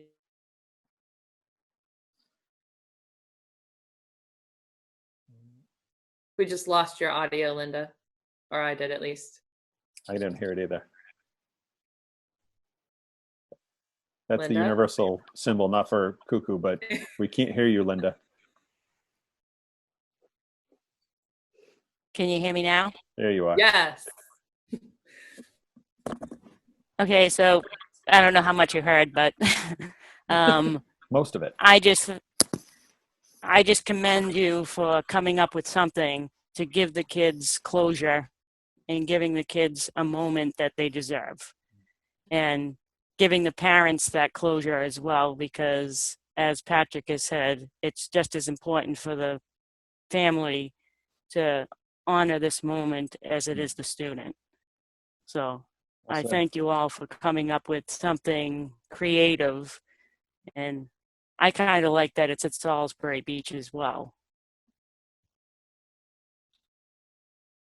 So that was all. Well said, Linda. Thank you. Did I see Maureen? Did you have your hand up? Yeah. Yes. Well, I just, yeah. No, I just, wow, I'm impressed with all the thought that's gone into honoring our seniors. I think it's pretty incredible. I just had a quick question. I was wondering, one thing that wasn't mentioned, and I don't know if anybody has thought of this, but has the Grad Venture people been involved at all? I mean, and normally at this time of year, they're planning for the big celebration after graduation, but I don't know if there's a team that's been organized. And I don't know, Brian, I know we had conversations about this in the fall, but yeah, I know. Can speak a little to it.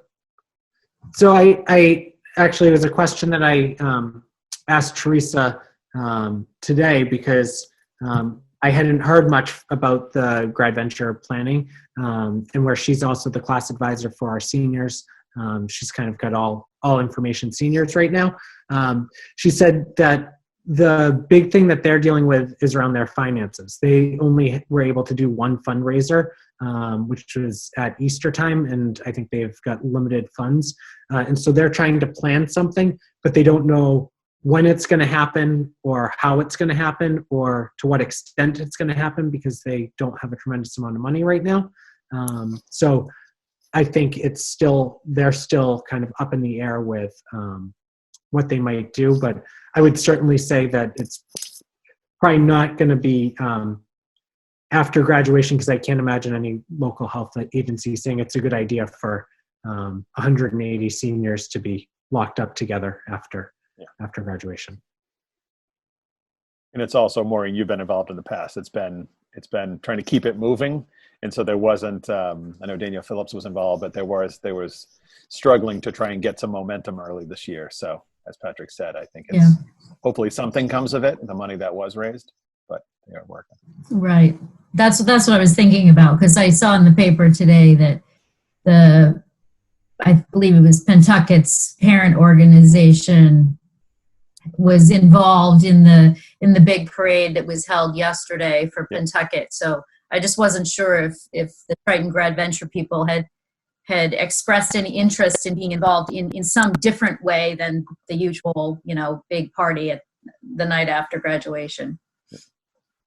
It's certainly worth reaching out because, and I don't know if I want to put it out for public comment, but we've certainly been thinking of, different things that could be like fun surprises for kids along the way.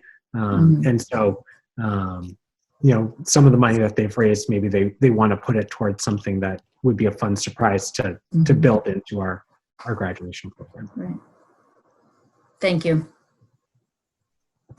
Erin? I was just going to say, and I actually was chatting with Brian about this. Are you guys going to publish your parade route so that maybe some of the other families that live along that route can go out and cheer for the kids? Absolutely. Yeah. Well, if we do that, yeah, absolutely. Yeah, I was going to say, Erin, we were talking about, I don't know if we go by your house specifically. You got a good request there. But I mean, I think timing wise, one of the values of doing the parade is one of the nice things about the timing is if everyone's involved in the parade, if the parade takes us 45 minutes, we start the ceremony once everyone gets there. If it takes 20 minutes or if it takes an hour and a half, but I think it's probably going to have to be fairly limited to 1A and especially going through Newburyport and then, on up then 1 and out to the beach just because of timing. We're talking about potentially a few hundred cars. But I think Road will allow you to cut off 2 traffic lights. Well, there we go. Now we're going by your house. So that's perfect. There but you go. Also absolutely town-wide, absolutely publishing the fact that between, leaving whatever we decide, if we're leaving Todd Farm or at Pine Grove, if we're processing, we'll say we're leaving at this time and then absolutely come out with your horns and your car horns and your whatever things you come out with, balloons and noisemakers, and all the way up Route 1. That would be awesome. Absolutely. Other comments, questions? I don't see any digital hands. And Kaylee. So I definitely think that it's a great idea, especially because we are a district and the students aren't getting the chance that they normally would have to return to their elementary schools. So it's an ode to be able to it's basically just an ode to their individual towns as they go through. So the places where the majority of them spent so many years of their education, and their hometowns, they get to go through there. And then it also unifies the fact that we are a district, unlike a lot of the schools that are just doing drive-by graduation, but at their own individual school. Yeah, and we do have a surprise on the way to kind of recognize what would have been the senior walkthrough of the elementary schools that we, is one of the other things that we've missed out on. So we've got a surprise on the way that I don't want to reveal, but that'll be something that'll be unveiled, and that will be I think we'll be able to use then, and then also potentially during our graduation ceremony. Terrific. Any other comments? Questions? Anybody? Oh, Kaylee has a question again. Oh, Kaylee has a question again. Sorry. Sorry about that. I just have one more question. I know it's not set in stone, but how would we accommodate the students that can't do the drive-by? Because we must have a population that wouldn't be able to. That wouldn't be able to do what drive-by? The drive-by? The drive-in graduation? The drive-in graduation? Yeah, Yes. So that's one of the things that I've got on my list of how do we make that work. So that's certainly on my list of questions that I've had for myself that we've got to start figuring out solutions for. And so we've got to see once we start putting the plan out, we'll also reach out to families with, if this is a concern, please reach out and we'll try to find ways to help make it happen. Because we ultimately want every student to be able to attend our graduation and feel like we can attend our graduation and don't have a limitation there. So Kaylee, I really appreciate that question because it gets to the heart of equity and access, which is, I think, been the biggest discussion point that we've had, certainly through the remote learning time.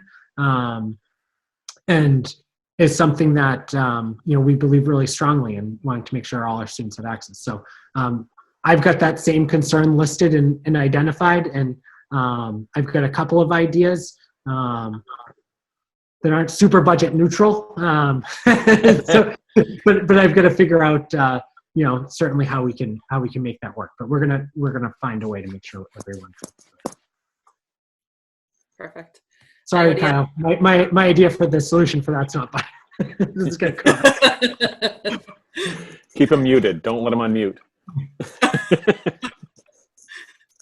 All right. I don't see any more questions. I have two, Kyle, or two, Patrick, and one of them is that what does this do to the budget? Because clearly we're in a tough position anyway for this year. I'll take that one because that's not your fault, Patrick. So, I mean, there's money allocated within the high school budget for graduation exercises, right? It's not free. I mean, chair rentals and lots of other things. So there will likely be some additional costs. Actually, I was just talking to Patrick today. Triton Education Foundation has chatted in regards to wanting to help support things.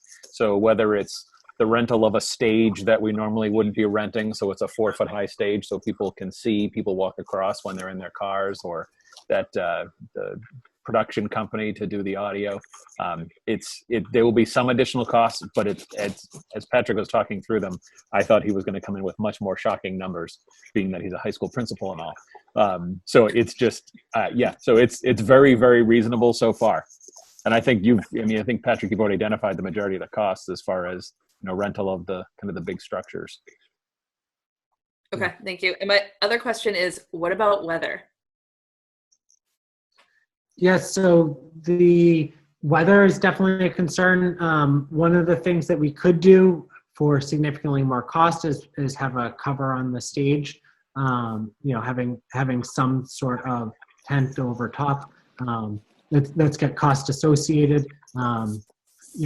I certainly would want to talk to the rental company that if we can look at the forecast going in, and if we're relatively confident it's not going to have weather, not have that as a cost. There's always the option of Brian and I just getting soaked on stage, and having people out of their cars for a short period of time and putting a coat on over or under your robe. There's a weather element to it. But we can figure that out. Okay. I was thinking more about audio equipment too, since it seems like it would be mic'd and all that stuff. Yep. Yeah. So if it's mic'd and we feel like there's a significant chance of rain on that day, we'd want to have something up and overhead so that we're not ruining the audio equipment. I think one of the benefits of using the low frequency FM system is you don't need as much speaker rental, in terms of being able to broadcast it out, so that decreases the amount of sound setup that you need. in an ideal world, we'll also be able to video record it and stream that out. One of the things that the FM, included in, if we hire the person to do the FM broadcast, they'll also do a live stream out online. So anyone that's not able to attend can listen and hear. And if we can sync up the video, we'll be able to have that as an option for families. But yeah, we certainly have to consider weather. The plus side, everyone's contained in their car for the vast majority of it, and if there's weather, they're not getting soaked the whole time. If they might on the field or if we moved inside, but it's also, I think, mainly Brian and I that would be the ones getting soaked. I was gonna say, we get a bunch of umbrellas and you and I get wet. It's all good. I already have my giant Triton umbrella that the cross country team sold me for an arm and a leg. It's for a good cause, Patrick. Yes. Kaylee, did you have another question? It wasn't a question as much of an idea, but cost-wise, instead of renting a stage, could we just use the risers? Probably not, just based on height and setup. And I think we also want it to look professional. Celebratory. Yep, and professional. So for me, graduation is something that is a special event, and while it's got cost associated, I think it's worthwhile cost because, as Linda spoke to, for families, this is the culmination of their child's schooling to this point, and we want to make sure that this is as special an event as we can make it. Obviously, within reason, we can't have college budgets for graduation celebrations, but No hot air balloons, okay? well, we'll see. I'll keep my eye out for that invoice. Thanks, Kyle. Any other questions or comments before we move on? All right. Seeing Narissa, I do. Narissa Aaron. Sorry, I missed you. It's Aaron. okay. Go ahead. My other thought was, have you thought about how you're setting the stage up so the maximum amount of people can see? Are you going to do it like an amphitheater so that people would be around the stage, or how are you going to choose to line up the cars?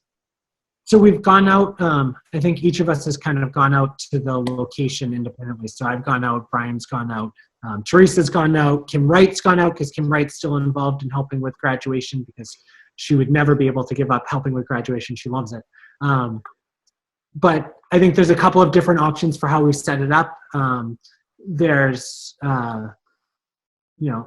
We haven't finalized a decision on it. We've talked about a couple of scenarios. I have one that I like best for the aesthetic of it,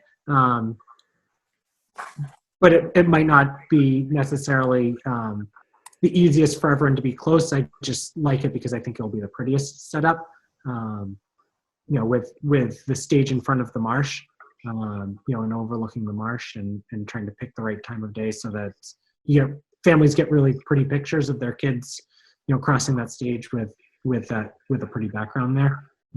That kind of mimics what they would have had at the high school with the marsh.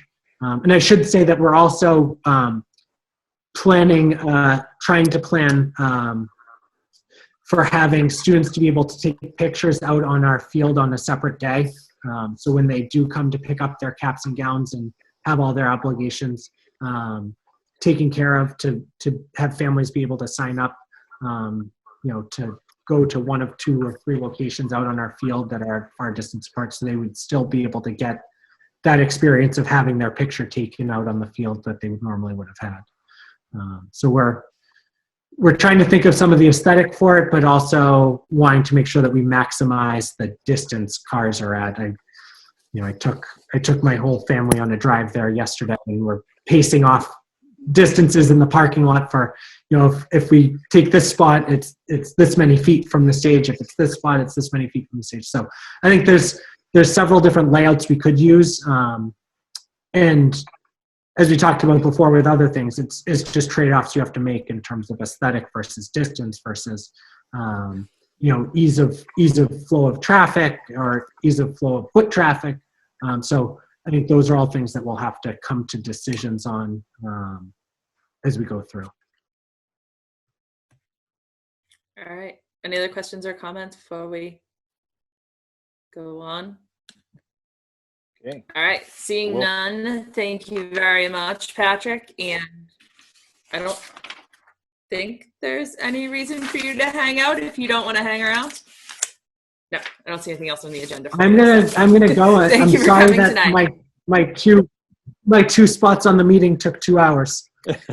It's not all you, Patrick. It's all good. Time well spent, right? Very much so. We're gonna I think so, but it's for all of you too. All right. Thank you, Patrick. Have a good night. Patrick. Thank you. You as well. Bye. All right. And we're gonna bump. This is where we bump 10A. So this is the history and social studies. Anna. Oh, there you are. Okay. Yes, thank you. I'll keep this just under an hour if I can. Just kidding. So thank you for the opportunity to share a little bit of the history and science teachers have been doing since the adoption of standards in 2018. This is the first time since I actually entered education in 2002 that there were new standards in this area, so it was certainly time for that. The work includes a focused civic engagement throughout the entire thing, and is focused really on 3 pillars, where in the past it's been just very focused on this one intent. So now there are practice standards embedded throughout the whole framework. Part of this included a new course in grade 8, and they're in year 1 of civics course, but the framework included the revision of course sequence 6 and 7, and then also at the high school. So I have recommendations from 2 committees that they followed very similar processes, and so I'll sort of talk about that process and then let you know what the recommendation from each group was. So for each committee educators, we were lucky to have both content teachers, so social science teachers, special educators, and EL teachers involved in both processes. During the fall, they came together and started looking at after we had developed a vision, they developed a criteria based on that vision, how they were going to evaluate their sources. And then we started going through different resources that were available. Let me think. So they used that criteria, they narrowed it down to a few they wanted to present for. Public came in and gave presentation. They used that same criteria to continue to evaluate the resources. Identified one, I actually sort of a favorite of them, and then actually able to pilot with students prior to the school. They actually I believe that they're still in this resource as they have access for the remainder of the school. So throughout that, grades 6 and 7 are recommending the adoption of a McGraw-Hill resource. It is one of the resources that was specifically developed for the Massachusetts standard. It's a folio framework with all of the content standards, the standards, and the literacy standard. This is an online platform, but we do have the option to purchase hard copies as well. And one of the, I think, things that teachers were most excited about was this sort of robust collection of primary and secondary sources that they could then use to help develop their own curriculum. The platform for this is the same platform as used in grade 8. That would mean students in grade 6, 7, and 8 are using the same platform for history and social science. Grade 9, the world history. So what's happening in world history, they are was and world all of within the grade 9 year. So have been teaching the second part of world history in that, and now they'll be teaching what used to be in 8th grade as well as their what they're currently teaching. It has identified a Pearson resource to best meet the needs of the students. It's actually quite similar to the McGraw-Hill one, except it's on a different platform. It's aligned with the framework. It also different resources that teachers can then use to sort of develop their own curriculum from that resource. One of the things that the tier were most excited about is it was a digital file cabinet in which they can sort of pull from this huge collection of resources and put their favorites in, and then those can be shared with other teachers who are using the platform as well. So that is the Pearson. I actually just realized just by somebody they are having a name change, which for what that is. The same form that's a student in grade 9 biology, although the students be using the same platform in grade 9 world history and grade 9 science. So are there any questions about either the process or those recommendations? Questions from the committee? I see none. So I think we are good. I'm trying to think if we need a vote on that real quick. I don't think we do. Yes, you do. Oh, yeah, this is an adoption, so. Yeah, it's an adoption. Okay. Can I get a motion to approve the adoption of the McGraw-Hill Ancient Civilizations and Geography curriculum for students in grade 6 and 7 and Pearson World for students in grade 9, please? I'll make a motion. Linda? I'll second. Maureen? All right, any further discussion? All right, seeing none, I need a roll call vote, please. Erin?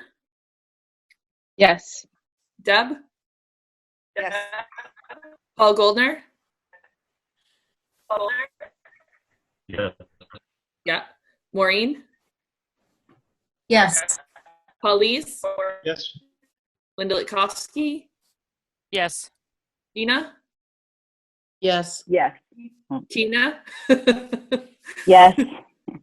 All right, and I'm a yes too. Thank you very much for your time, Anna. Sorry that you had to wait for 2 hours of Patrick.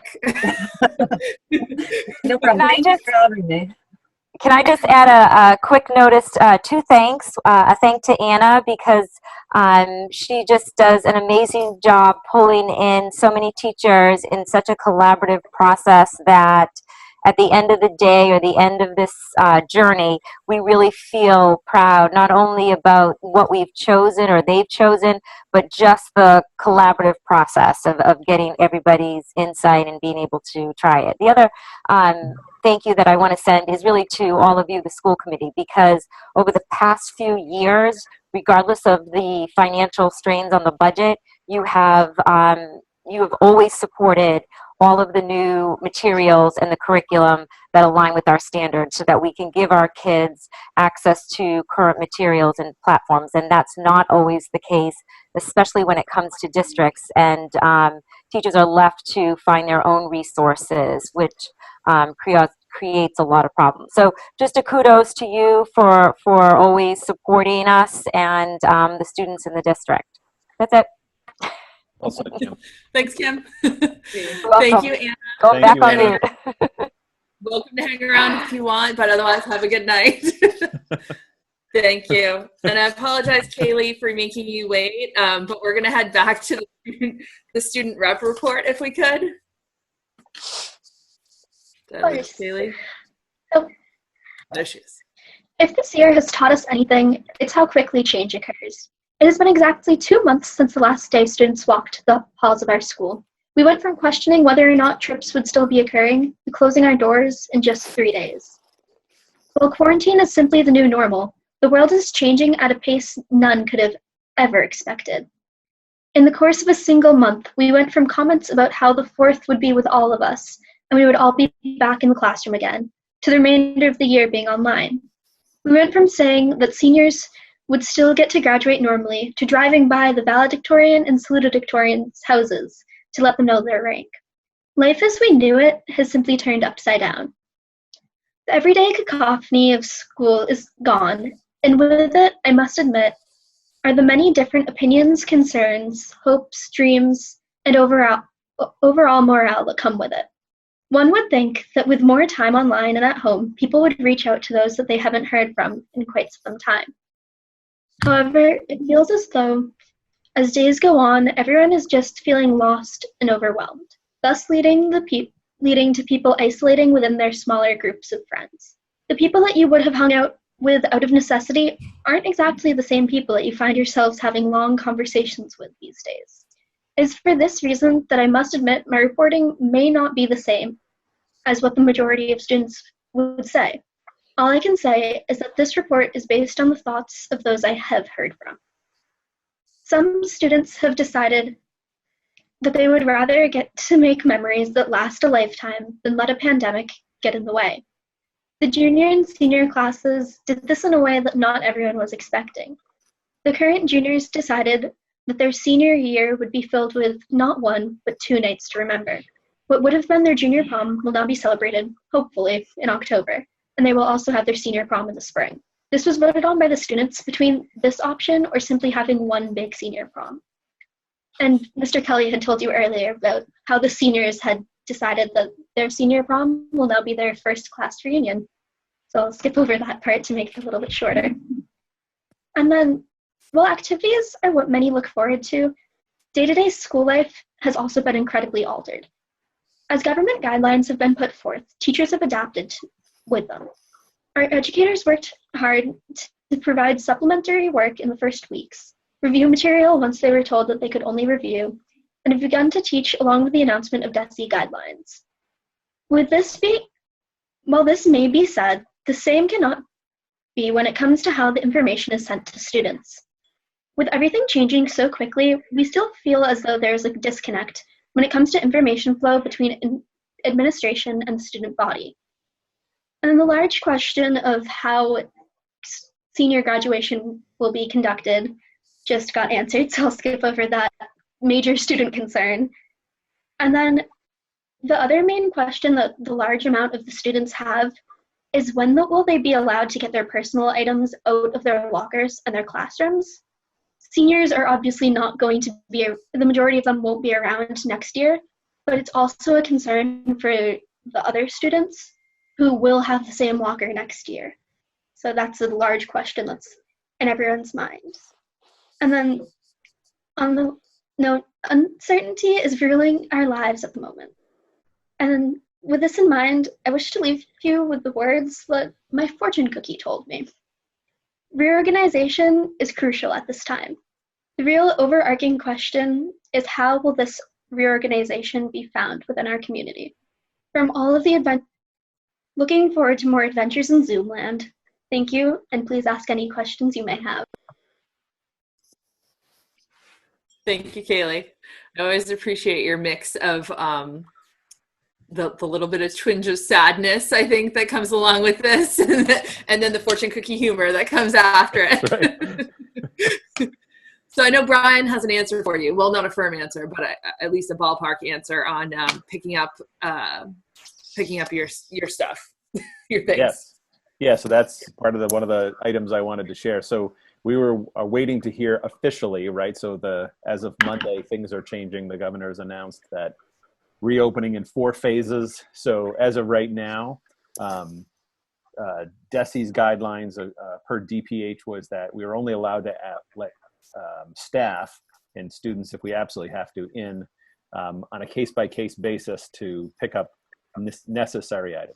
So I anticipate my goal is we're actually meeting leadership team on Friday morning to put a plan in place to start gathering all of those materials so that students don't come into the school. We originally kind of thought about maybe having students in, but whether it's the high school with close to 700 students or the middle school with close to 400, there's just no way to do that and maintain social guidelines. So the process we're looking at is cleaning out lockers, bagging things, tagging with names, and then doing curbside pickup of everything. So at the high school, that is absolutely going to take the longest time because there's stuff, as you know, Kaylee, spread everywhere from the band room to the science rooms and your lockers. So my hope is that we have that all organized by the end of May for pickup by early June. And what will, to the committee, will be freeing up teachers sometime when they would normally be, kind of on duty during the day to say, I'm not going to be available on Monday or Tuesday or Wednesday to provide, office hours and support or Zooms, because they're going to need to be in their classroom cleaning things out. So, so that's the plan. And I would say that by late May or early June, we'll have a schedule for you all to begin picking stuff up. Of course, thank you. Certainly. All right, any questions for Kaylee? Maureen? It's actually not really a question for Kaylee, but Kaylee, thank you for your thoughts and insight. I think you hit the nail on the head when you talk about how students are feeling, so thank you.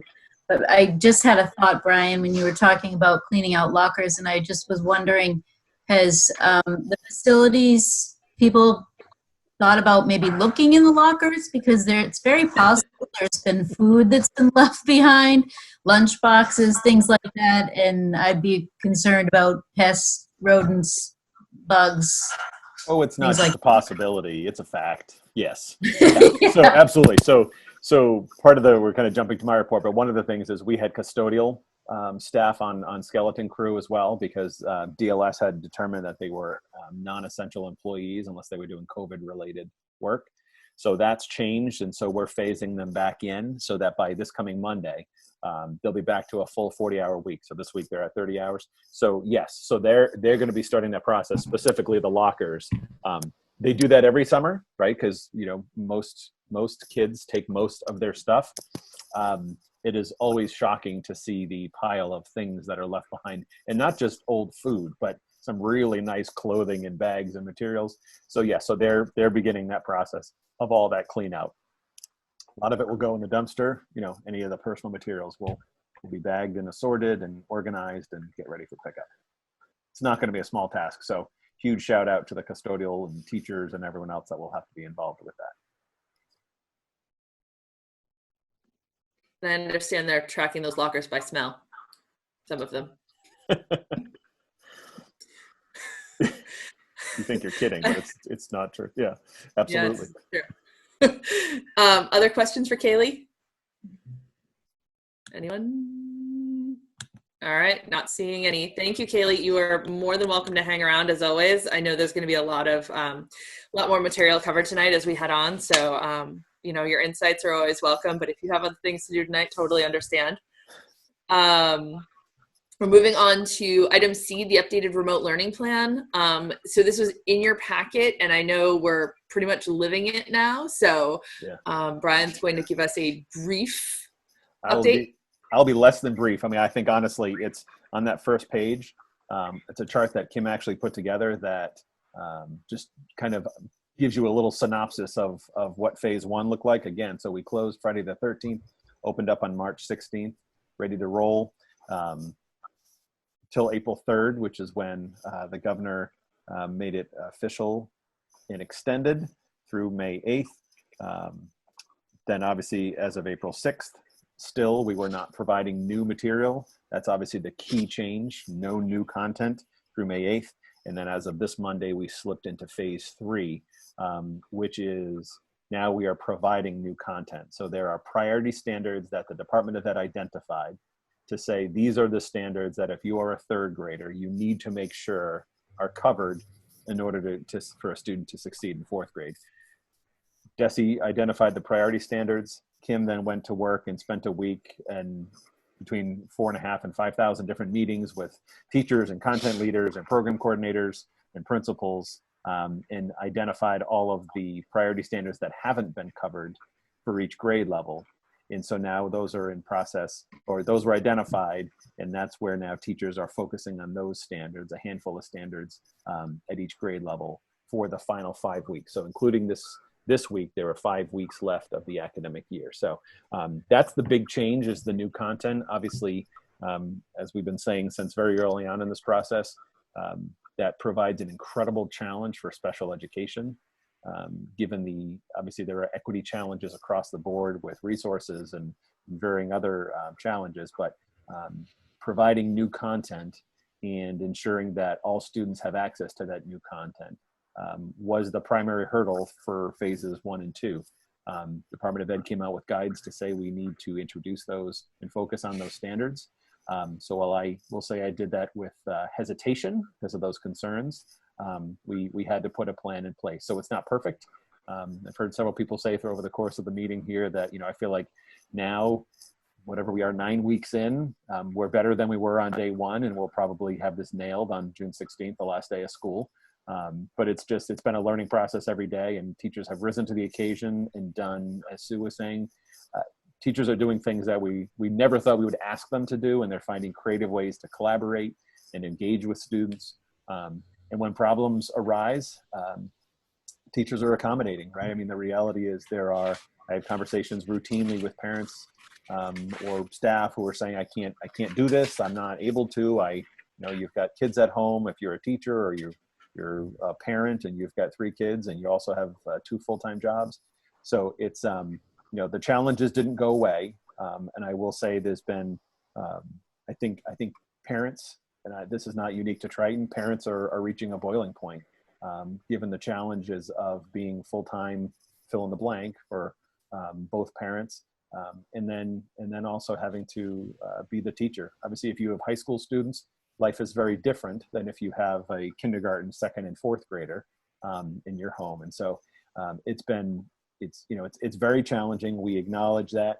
And so our approach has been to set the standard and then accommodate where we need to for those that can't meet those expectations. So certainly happy to answer any questions. I know, Dave's here, Kim's here, as far as any of the academic pieces or concerns or questions, but as you said, Narissa, we're living it now, and you've seen the rest of the communication. So I'll leave it at that, unless there's questions. Questions from the committee or Kaylee? Dina? Thank you. Real briefly, I am curious how, I know we're doing credit, no credit. If you're introducing new content, how is that really going to be an accurate assessment of students? I mean, I know this is a larger question, and this is probably more for DESE, and for coming years of education, but are we notifying parents that their students are not participating as well as they would expect? Or can you kind of briefly touch on that, please? No, it's a good question. So you use the term assessment. So there is no assessment, right? There is no way for us to accurately assess students' knowledge and what they're learning, because it could be that whether parents are completing the work or they're doing it with assistance or without assistance. So there's no way, and we've had lots of discussions about what the 4th quarter and then 3rd trimester for the elementary report cards are going to be, because we cannot assess. All we can do at this point is track engagement. So Kim came up with an extensive, is it the engagement tracker? So literally, so it should have like a 2000 at the end, the engagement tracker 2000. It's literally every day teachers are tracking. If there was a Zoom session, if I'm a teacher and I have a Zoom session on Tuesdays and Wednesdays, and then I have these assignments, it's tracking which students engaged. So again, that would then produce at the K to 5, we're looking at whether or not students are participating. And the result when they don't is that we're reaching out and figuring out how to engage them. At the secondary level, middle and high school, it's been that credit, no credit will impact their 4th quarter grade. So the basic gist is the way that, I don't know if you saw it, the way Patrick, the way the high school is doing it is the first 3 quarters were 26.33%. So it's basically, and then the midterm is 10% in engagement in the 4th quarter. Is that right? Is 10%? So it's participation. So it's quantifying when we give average grades with typical grades. There has to be some quantification, but it's strictly tracking students' engagement and participation to get that credit, no credit. Other questions? Sorry, Jean, I can't. You can't be part of the meeting. I'm sorry. Anybody on the committee? All right, seeing none. Brian, can I ask you to move on to the monthly report of the superintendent of schools, please? And I'll can. apologize in advance. Brian had asked me if it was okay to provide this orally, and I said I thought the committee would rather have up-to-date information than a printed report in advance. So I hope I was correct in saying that. If obviously, because things are going to go on probably in the same way they have been, with things changing up until the last minute.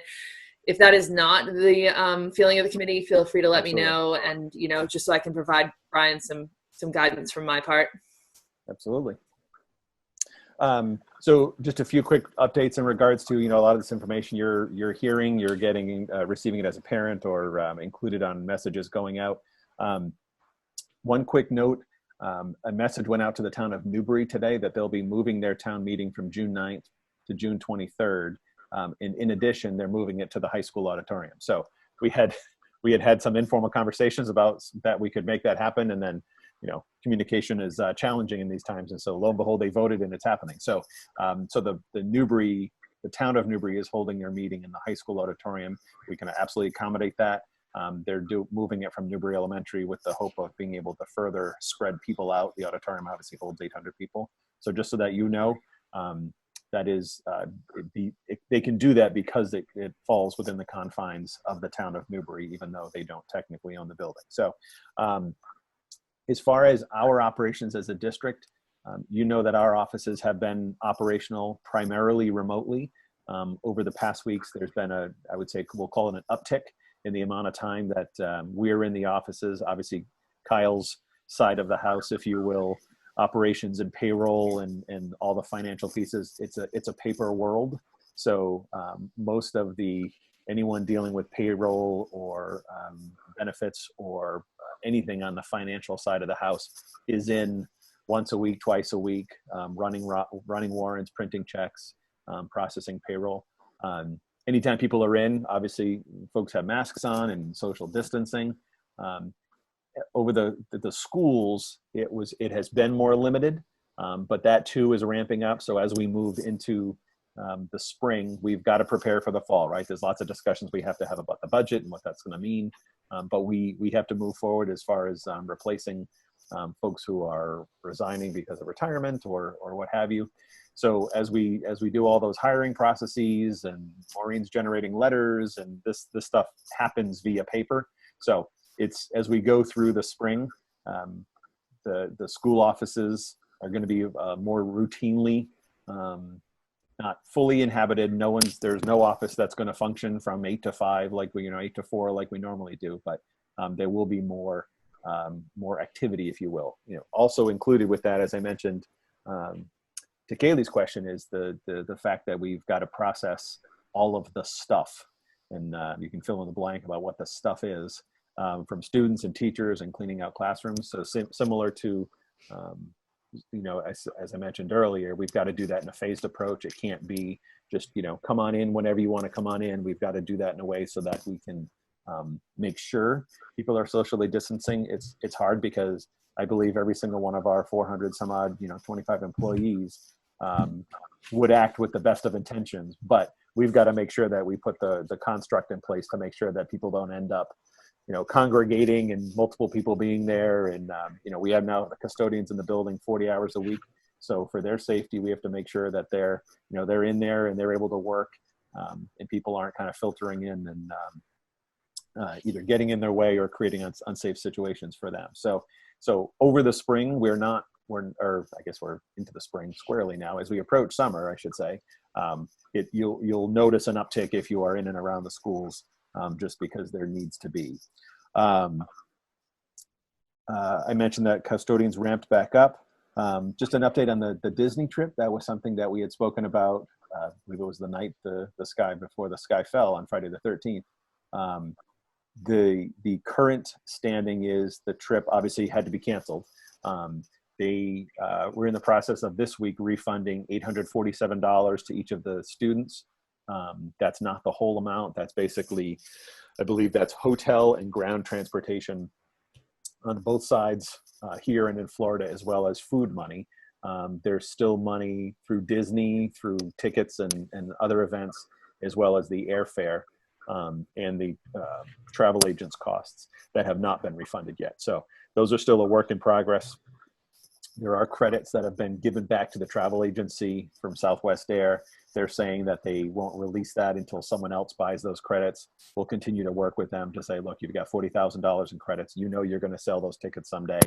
Let's go ahead and refund everyone. So still a work in progress, but again, the total cost was in the vicinity of $1,900 per student on average, depending on the room package they chose. So we're on our way. The airfare represents another close to $600 of that. That's a big chunk. So if we can get that refunded, we will do so. I can also tell you that I saw an email today that the DC trip for 8th grade, literally the refund was occurring today. They kept pushing the date out. Obviously, travel agencies and these groups got slammed with the requests for refunds. So those, my understanding is where checks were being issued or credit cards refunded as of today. Jump in if anyone has any questions along the way. As far as the end of year report cards, we mentioned that that has been communicated with parents in regards to what that's going to look like at the elementary. Back to Dina's question, there will not be assessments specifically at the elementary level. So where we have a formula where we can calculate averages for the middle school and the high school. At the elementary, it's a standards-based report card. So the way that will work is it will say not evaluated, and then we're working on a document. Kim's done some great work working with a group of teachers to develop basically a kind of a one, probably going into 2-pager that will just explain kind of the process, identify the standards that have been addressed over the 3rd trimester, and then each teacher will write a handful of sentences, just kind of give parents a sense of their progress over the course of the last 3 months remotely. But there won't be any grades or any evaluations completed for the 3rd trimester or 4th quarter, simply because we can't. Checked off a couple of these as we've gone through. The summer program, obviously that's the special ed summer program is the largest program that we operate over the summer. I think I mentioned to you last month that I had already said that there'll be no summer programming as a general rule. So athletic clinics or kids club programming or the grant programs, there'll be no programs happening on campus. The extended school year program for special education, we have to figure something out. So we actually, we meet every Monday, the 4 of us, and Dave was talking through that. We were trying to figure out how best to approach that. So we're going to hopefully do as much as we can remotely. And then there may need to be some in person, and we have to figure out a way to do that with social distancing. So that remains a challenge. We've said this all along. Special education education in general is challenging to provide remotely. Providing special education services is that much more challenging. So we're hopeful that we can put a program in place that helps to at least start kind of filling those gaps that have appeared over the course of the last couple months, and into June because of the remote learning that we're having to do. So don't have a complete plan for you yet, but Dave is working on that, and hopefully we have a plan that establishes a program that's effective for the vast majority of students. And obviously there are things that we won't be able to do, services we can't provide simply because of the restrictions. And so far, I would say parents have been very reasonable in understanding that with Dave's leadership and all the special educators and the amount of work that's gone into just to do what we can has been very well received, and people appreciate the fact that we're doing everything we possibly can to support these students. So this week, I believe the end of this week, every student, every family, the parents and guardians of every student in IEP will receive an individualized remote learning plan. Thank you to Sandy, who did yeoman's work to get those all out, and in the process of getting those all out, with the principals and the ETCs and the special educators, put a unique plan that, again, it's more documenting what's happening than it is planning something that's going to change in the future. But there's been a lot of work done, but we're hopeful we can do something effectively for the summer. I don't know if you want to say anything, Dave. I would agree with you. I really don't know at this point. Yeah. So the guidance I've been given by DESE is to work on 2 plans. One is a plan if it's done remotely, and 2 is a plan if we can have kids in the building. So we have weekly meetings every Friday that they give us updates. So right now there's been no exact guidance. So it really depends on the factor if we can actually see any student physically. Yeah. If that's a no, then it's going to be remotely. If we can see some kids physically, then there's going to have to be some sort of strict guidelines in terms of separating kids. Brian and I talked about one-on-one, so it's going to look very different. But I would imagine they have to give us some sort of guidance very quickly, because usually right now we're sending out notices to parents, we're planning, we're getting ready for the summer, we're hiring the teachers. So I just suspect they need to tell us very soon what we're going to be allowed to do. So. Well, I think one of the challenges that creates is, the reason we like graduation so much as the drive-in is that, certainly as you raised, Kaylee, if there's an issue with someone not having a car and being able to do that, we can accommodate that. If we say we're ready to roll out in-person learning again for special education for a select population, that assumes those parents are comfortable with their students coming back into the schools. And that assumes that those educators are comfortable coming back into the schools. And we have staff who are immunocompromised and students who are immunocompromised, or parents who are just concerned, and very rightly so. So, there's that kind of challenge of getting everything set up in a way that meets the guidelines. And then there's the kind of the additional challenge of people need to be ready, willing, and able to come back to work and come back and, send their students back into an environment that they feel may not be safe. So lots of challenges that lie ahead. And as Dave said, we're relying on DESE's guidance, and Russell Johnston from the Department of Ed has been great, holding weekly meetings for special ed directors. And so we'll continue to adapt and react as we get the advice from DESE. As far as reporting to DESE, just so that you're aware, the anything that happened after March 13th isn't going to count. Attendance isn't counting. We need to do an executive session tonight to talk about an MOU with the TRTA about educator evaluation. And so there's been lots of concessions, I will say, on the Department of Ed's part to say, okay, we get it, we can't do this. We'll let it take a back seat. I will say I've been heartened where early in this process, some superintendents brought up the concept of, let's not just talk about waiving MCAS this year, we need to talk about next year, where that was initially kind of well, let's not get there yet. I think that's kind of gained steam to realize that, no, this needs to be a multi-year plan, because the loss of a third of effective instructional time in a brick and mortar school will have an impact. Anyone who says that we can mitigate the gaps quickly is lying. So, we need time to be able to put a plan in place for those students who had to do a third of the year remotely, that we have the time to figure out where the gaps are and put a plan to mitigate those gaps. So I will say DESE has, and again, they're bound by legislative requirements. So a lot of times they can only do so much until they get legislative approval, but they've been fairly accommodating in that regard. We'll talk about financial. There's a couple votes that we need to take tonight, just as far as updates, so that we can continue to pay folks through the end of year, as we had determined already, and we'll take a look at that. And then I guess the one lingering question that everyone wants to talk about, and I know everything blew up after Dr. Fauci said, I hope people don't expect to go back to a normal fall when he testified tomorrow. It's becoming the norm that people are talking about a fall that looks very, very, very different. So I don't know. I don't have an answer for you yet about what I would be recommending, about what we'd be ready to put into place. But I think we can safely assume that when we return in the fall, cafeterias won't be full of 250 students eating at the same time. Classrooms may, they talk about staggered start times. There's so many things, and I don't want to sound alarmist, but I think we also we're needing to kind of reframe our thoughts for that to be a potential reality. So my hope, I think about my daughter going off to her freshman year in college as she graduates, and what that first year as a freshman in college will look like, or students who are moving on, and Kaylee, you'll still be with us in high school, and it's all those discussions. You know, our hope has been, and our discussions from the very beginning has been, to get back to normal, whatever normal looks like, as quickly as we possibly can.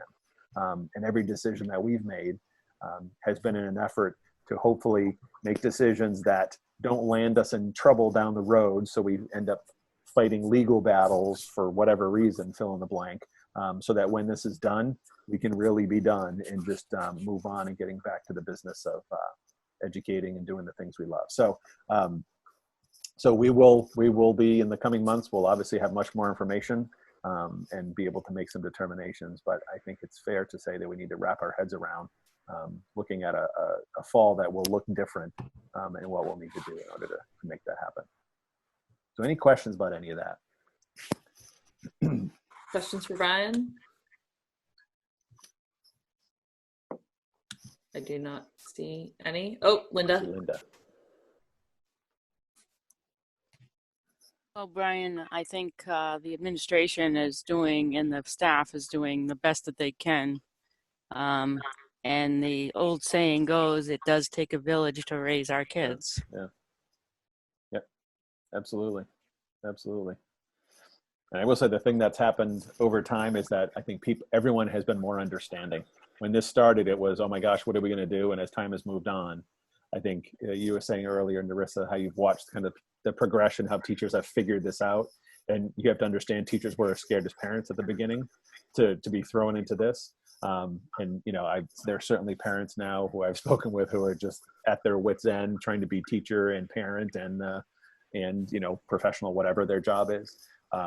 So it's you know, our thinking has reshaped and has morphed over the 9 weeks. But I think, you know, I think the product that's being delivered is the best that could possibly be asked for at this time. And as you said, Linda, people have done, you know, every day I just count my blessings for the willingness and everyone that works for the district, whether it's in an office or in a classroom or supporting or in a school, their willingness to think outside the box and do things that are not within their normal wheelhouse.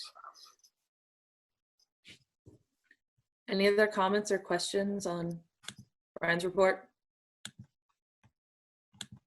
All right. Thank you, Mr. Forget. Seeing none, we will move on. So the next couple of few will be really quick. So remote meeting virtual script. This was something that I heavily edited from a document that Brian had from the Danvers School Committee. Theirs was quite elaborate.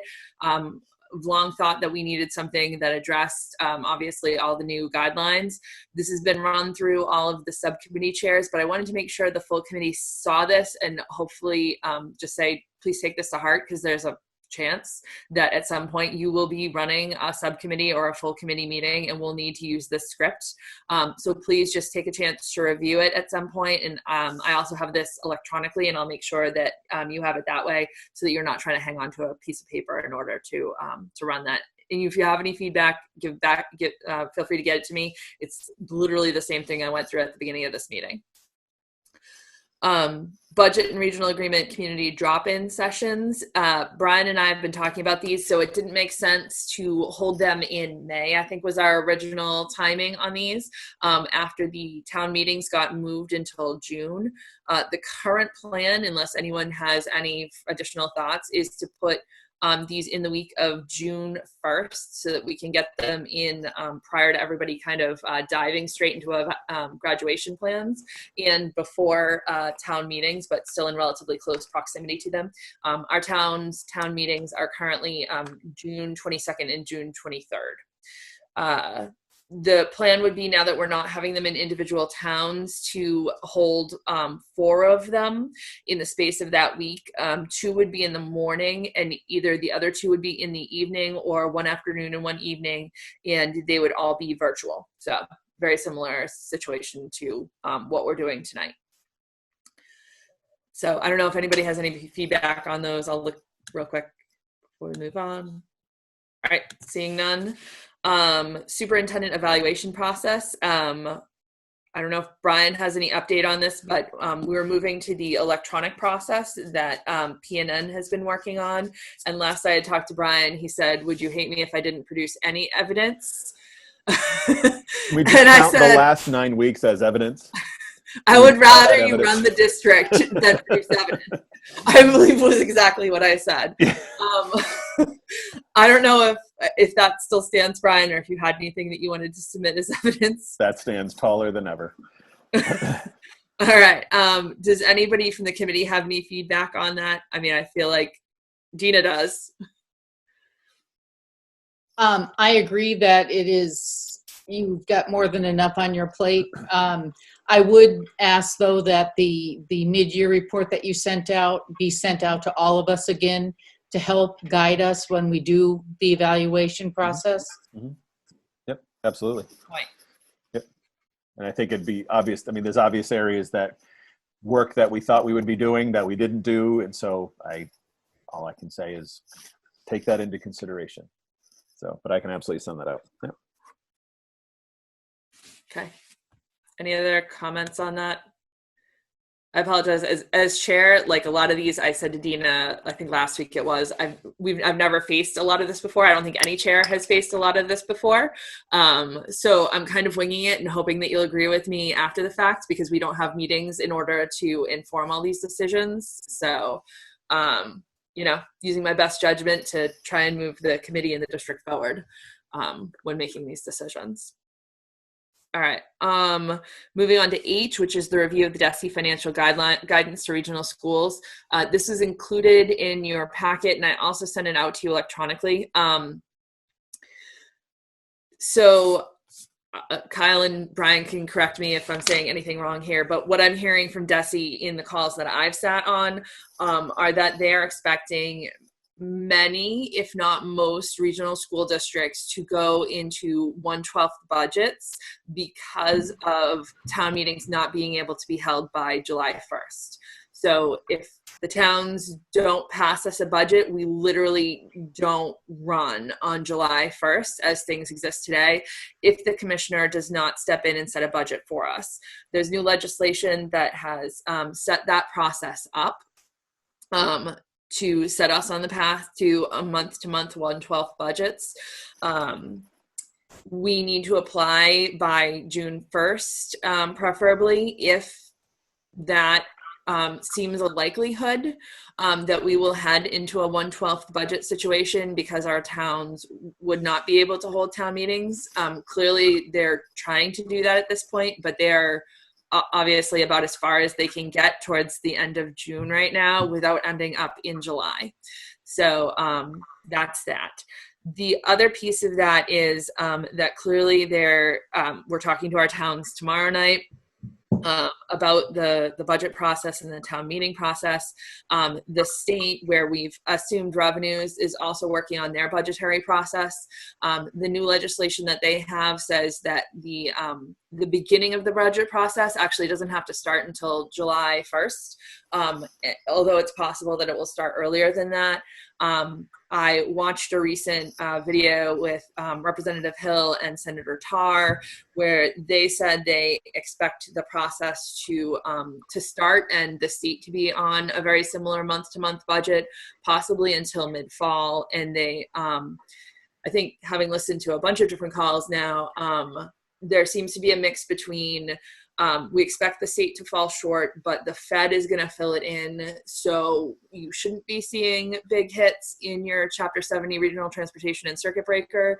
To other people, Representative Hill among them, saying you should be assuming that you're going to see some significant hit in revenue. His recommendation was, so this was to Hamilton Wenham, was to assume a 20% hit to your state aid, and then hopefully you'll end up on the upside of that being better than less than a 20% hit to your state aid. He is clearly not expecting the Fed to come in and backfill, or possibly that the state would not use the federal money to choose to backfill education aid. So So if I could just put a number to that, Yeah. so that 20% is $2.2 million we'd be cutting, 2.2 million and change. So I guess the only caveat I would say is Senator Tarr jumped right in to almost say, well, maybe not, that's not totally. Yeah.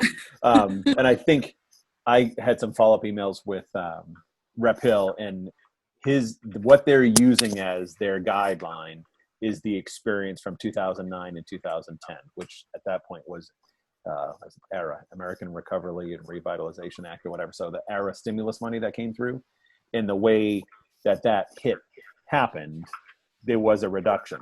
However, the reduction happened and it was backfilled with stimulus money. So for example, so if round it, say we get $9 million in Chapter 70, the state gets stimulus money to provide to us in Chapter 70. They give us $500,000 in stimulus. So they take our Chapter 70 down to $8.5 million. But we still are getting the $9 million that we thought. So I think I listened, someone mentioned, I think Narissa mentioned, and I went back and watched the meeting and was just like, oh my gosh, $2.5 million is, I mean, that's decimating, right? That's not little cuts here and there. That is class sizes of 30 plus everywhere, if not more. And so, the more folks I've spoken to and the more I've read and the more I've listened to, I think that we're between alarmist and unreasonable as far as how people are responding. And that's to say that people are making bad choices. I think there is no guidance right now until this budget process starts. So I'm hopeful that by July, at least, we'll have some sense of what's going to happen, right? The first House budget that comes out, we know it's going to be different than the governor's. Usually the governor, and then they keep increasing. We know it's going to be less, but if it's 2 million less, all right, we've got a starting point. I just don't see that happening. That's Brian Fordred here on May 13th at 9:43 p.m. Maybe it's just Brian living in hope. I don't know. So I guess my short takeaway from this, in sending you the email last week to asking about moving up the DCC meeting and scheduling additional school committee meetings, is that I believe that even though we don't know what to plan on right now, we're going to need a plan A, B, and C for whatever may happen down the road. And we need to have those plans be as informed as possible. And we need to keep adjusting those programs or those plans through the coming months. And I don't know if that's going to mean a full budget adjustment. I don't know what that's going to mean at this point. But tomorrow night should give us our starting point, and then I'm hoping we can come back the Wednesday after that, which is that first meeting that I asked you to put on your calendars, and have some discussions about kind of what logically we need to do as a committee to put the plans in place for the future that will allow us to move quickly as decisions are made, because I think it's going to be one of those situations where, we get 2 weeks notice maybe that the state is intending to go into a 1/12 budget. It's not going to be a significant lead time. And with open meeting law and, the decisions we have to make, they take considerable time to put together. So I think we're going to need those plans. So can I just clarify a couple points? So, and even in, I don't know if you even saw it, but Michelle Griffin sent out a Q&A, and maybe it didn't go to school committee members. So Michelle Griffin from the Department of Ed sent out a Q&A about this document and a bunch of questions that it raised. So people talk about submitting a 1/12 budget. You don't create another budget. So the commissioner is going to set a 1/12 if we get to June 30th, July 1st, and the town meetings haven't met, at least 2 of them haven't met to approve our budget. If 2 of the town meetings vote and approve it, hopefully 3 do, then we have a budget and we don't go to a 1/12 budget. If we do that, what we do is basically submit our current budget and we submit our approved budget and then a bunch of other documentation and questions that DESE has, and DESE sets a 1/12 budget literally a month at a time. So there's not, there's been lots of confusion, and I think it was just the language that they used about submitting a budget. There's no other budget that you have to create in order to do that.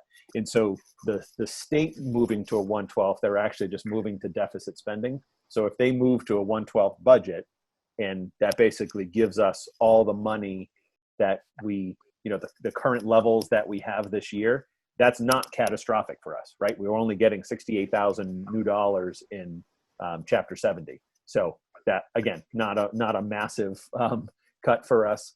As well as same thing with circuit breaker. We were looking for a little more money because of the SOA impact with the circuit breaker. So there's certainly some impact. But just to make sure people understand that to go to 112, theoretically, similar to us, they would set something similar, equivalent to this year's or some amount that's slightly higher than this year's. And the same would be the case for the state, is that they would continue under the same amounts and move forward on a monthly basis. And then the budget process continues and all bets are off and we, just wait and hold on for the ride. So, and maybe this is my misunderstanding, Brian, but our contractual increases would still continue to happen though, right? So we'd be living within larger expenditures with the same revenues effectively we had last year. Yes, but not until September 1st. So teachers, right? So the bulk of our educators are paid and work a 10-month year. So teachers are paid through the summer, but they're paid the balance of their salary that they earn from September 1st to June 30th. And then it's a deferred payment. They continue to get paid. So at the end of the year, Kyle carries $1 million rounding for summer pays. So that's actually this year's dollars that we have. So the real costs start on September 1st. If we're still in a 1/12 in September, again, if our towns passed and our towns increased their assessment by $2 million, we're in a much better place. If we're still in a 1/12 locally and we're in a 1/12 at the state level, yes, then by September we have borderline potentially catastrophic changes. Okay. Yeah. Yeah. So we need to plan ahead, regardless of. Yeah. Yes. Yeah. So all that said, I would just recommend reading through that document, making sure you have a fairly good understanding of where we're at. And I had seen the FAQ come through, but I haven't read it yet because it was right before policy and advocacy. So I can get that out as well. And there are a couple of good news articles on the legislative hearing that was held this morning that I think had a good bit of insight from a variety of groups as well on that I can get a link out to you for. But I think the long and short of this is the budget process that we have kind of been traditionally closing in March is not done yet. No. So Kyle, I don't know if you have anything to add. No, I think you hit the nail on the head. We're just continuing to pay attention to the ever evolving situation and making sure we're prepared so that when we do have to act, we'll be all ready to go. Okay. Thank you. Any comments or questions on that? And I know I sent out the meeting dates, but it's the DCC is tomorrow night, and then next Wednesday is the one firm meeting that I asked you to put on the agenda so that we can, or on your calendar, so that we can talk about kind of what comes out of the DCC and kind of start thinking about where we want to go and how we want to formulate a plan. So we're definitely posting for next week. We haven't posted that one yet. Yes, correct. I figure I'll have a better idea of what needs to go into that, a packet, if anything, tomorrow night. Yep. So hopefully one agenda item just talking budget. Yeah, okay. That'd be my hope as well. All right, we did history and social science curriculum adoption, confirmed the final day of the 2019-2020 school year. So I don't know, do you want to introduce this one, Brian?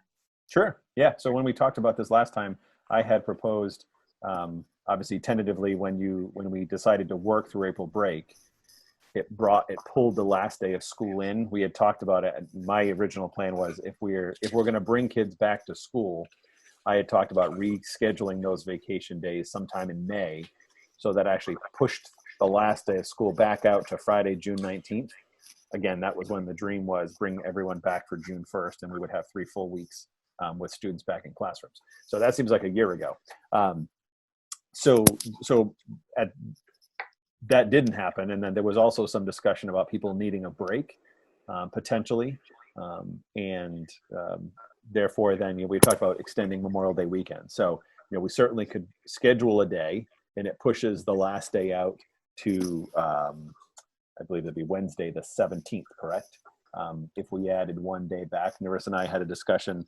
I think it sounds like there are some people who have taken it would be great to have a break. The majority, I can say from the majority of the conversations I've had internally and externally, it's, my gosh, we can't get to June 16th quickly enough. Let's just please keep this train moving so that we can get off and get to the summer. So I think that's the question is, do we keep it, officially take a vote and you keep it at June 16th? Or is there input that makes sense to consider about adding a day in, maybe over Memorial Day weekend? Mm-hmm. Yeah, and I did ask Brian to add this one back. Hang on, Deb. I asked Brian to add this one on because this wasn't originally actually supposed to be on the agenda, but I have to say it's very split, having kind of purposely talked to parents about this now, at least the ones that, kind of I'm in touch with on a regular basis. Some of them are very much feeling like they're at their breaking point and need a period of relief or recess, so to speak, in the shorter term before the end of the year. And then there are some who are saying, let's just get it done, go on to summer and start summer and be done with remote learning. So, Deb, you had a question, comment? Well, I don't think they're going to be done with remote learning just because it's June 16th, because as Brian said, I think that's going to go on, but I don't, it's not me. I don't have any children. I'm in a very lucky place. It's just me. But at this point, I'm not sure one extra day. It's a long weekend anyway. I kind of think that what Brian said, that, a lot of people, let's get to the 16th and be done with it and hope for better things going forward. To me, one day on top of 3 already, I don't see if that would make any big difference. Any other? You see Maureen waving? Maureen? Yeah, I just wanted to sort of piggyback on what Deb said, and I don't think at this point a break is really necessary, at least from the parents that I've been hearing from. And I mean, I tend to hear from the parents of older students, but I think that back when we talked about April, everything was just sort of unfolding, and I think that there was a lot of kids that were still dealing with sort of shock, and so giving them a break and then getting them back to work seemed like it made sense. And I think in this case, I think we just need to keep them working. They're now at least, my student and the students that I'm familiar with are all in a groove and just want to get it done and want to get to summer. So that's my 2 cents. Any other comments or questions comments? I'll just comments. Kaylee?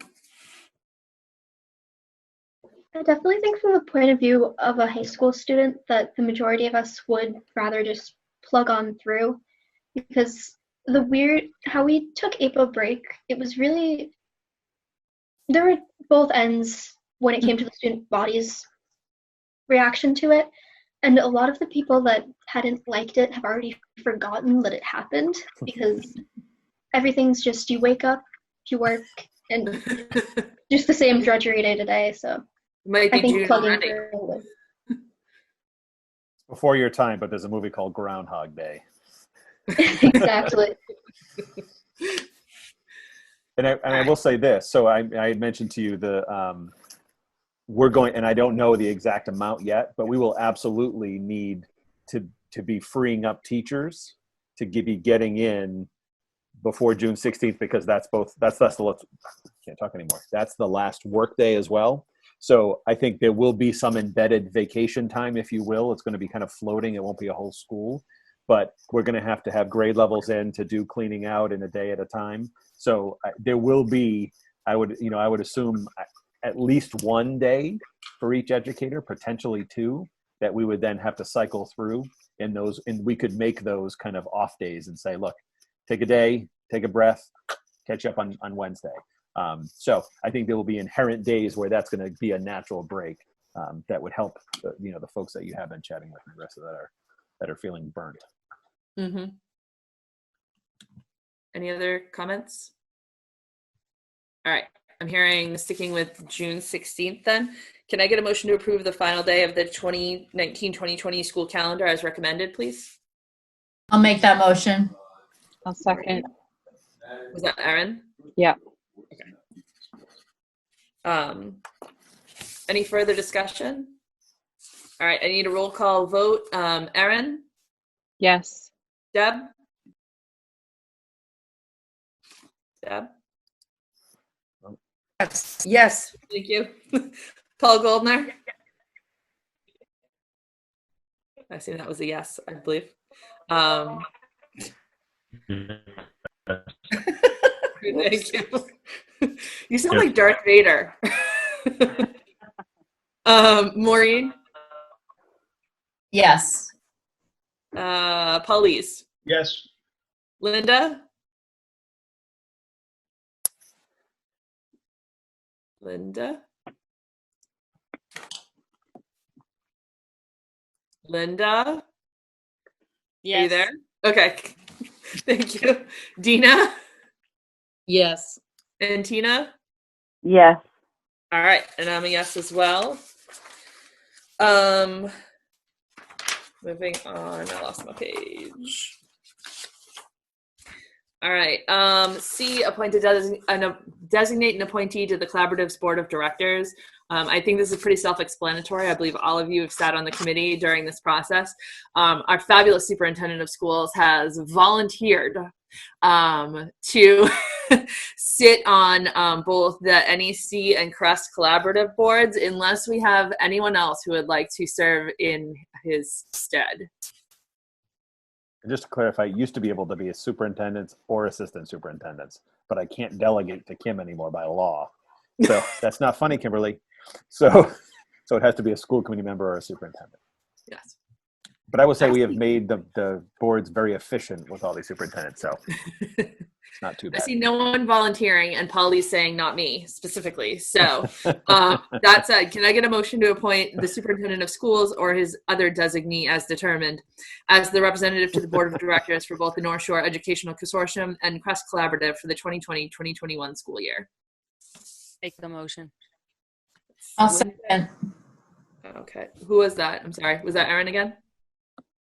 No, it was Maureen? Linda and Maureen, I think. Linda and Maureen. Okay. It was me. Okay. Thank you. All right. Any further discussion? All right. Seeing none, I need a roll call vote. Erin? Yes. Deb? Yes. Paul Goldner?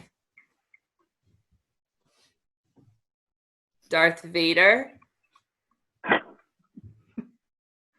think he's frozen. Okay, we lost Paul, I think. Must be frozen. He is Is he? Okay. Maureen? Yes. Paulise? Yes. Linda? Yes. Dina? Yes. Tina? Yes. All right, and Paul Goldner taking another go? Frozen solid. Yeah. Okay. I'm going to assume Paul has just dropped off. so he's we're there. going to call in 8 now. Oh, there we go. All right. Moving on. In your packet, you have the 2020-2021 school committee meeting calendar. I don't know if we've checked it against the religious holidays. It's our traditional calendar that we usually have as far as budget year goes and our traditional meeting day. Does anyone have any questions, comments, anything we missed in this process of putting this together?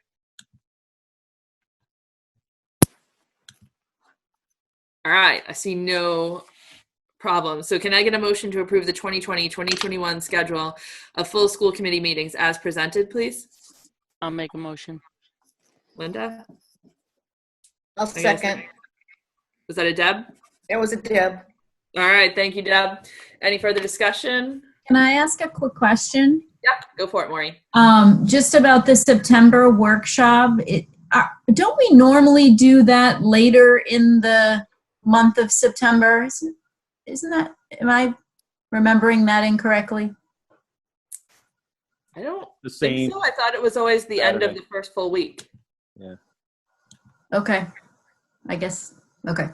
I could be wrong, but that was my memory, and that was, I think Maureen put this together. So she basically started working off of the old one. Yeah, I think it was the 16th last year. But again, Okay. it depends the way the Saturdays fall. Yeah. Okay. We can move it. I mean, there's nothing. I don't think there's any magic to that. Not be here, but that's, not a big deal. Okay. Well, we can always switch it too when we get closer. I mean, that's something that we've often done, although those Saturdays can be hard to switch because people plan around them. So. Right. But we can always adjust if we need to. Thank you. Thank you. I need a roll call vote, please. Erin? Yes. Deb? Yes. Paul Goldner, are you back? Yes. Excellent. Maureen? Yes. Paul Lees? Yes. Linda? Yes. Dina? Yes. Tina? Yes. And I'm a yes. All right, so we've got a unanimous vote there. MASC annual award nominations. Linda, do you want to kick this off? If you do the first two, I'll do the last one. How does that sound? That sounds fine. Okay.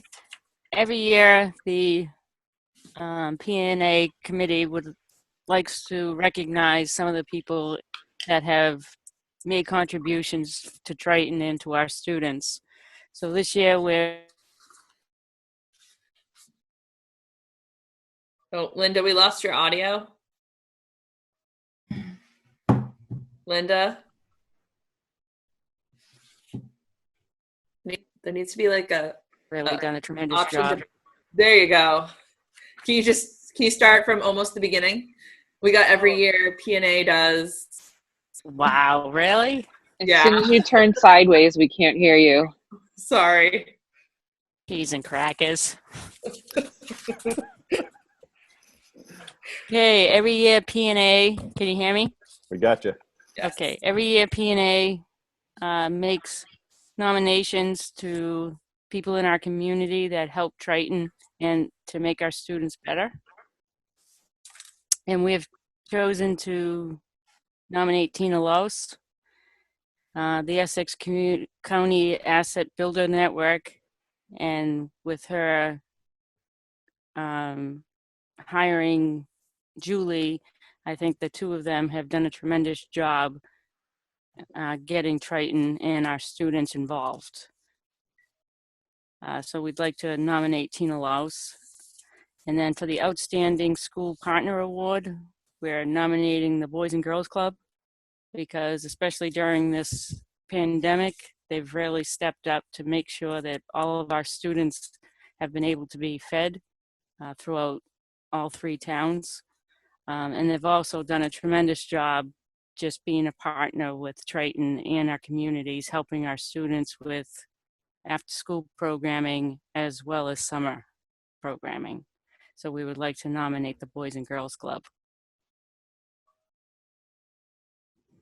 All right, and I'll take the last one since it's hard for Linda to talk about herself. But I think school committee is an immense I guess squirreler away of your time. You never know how much you're spending on it until you actually have spent that much time on it.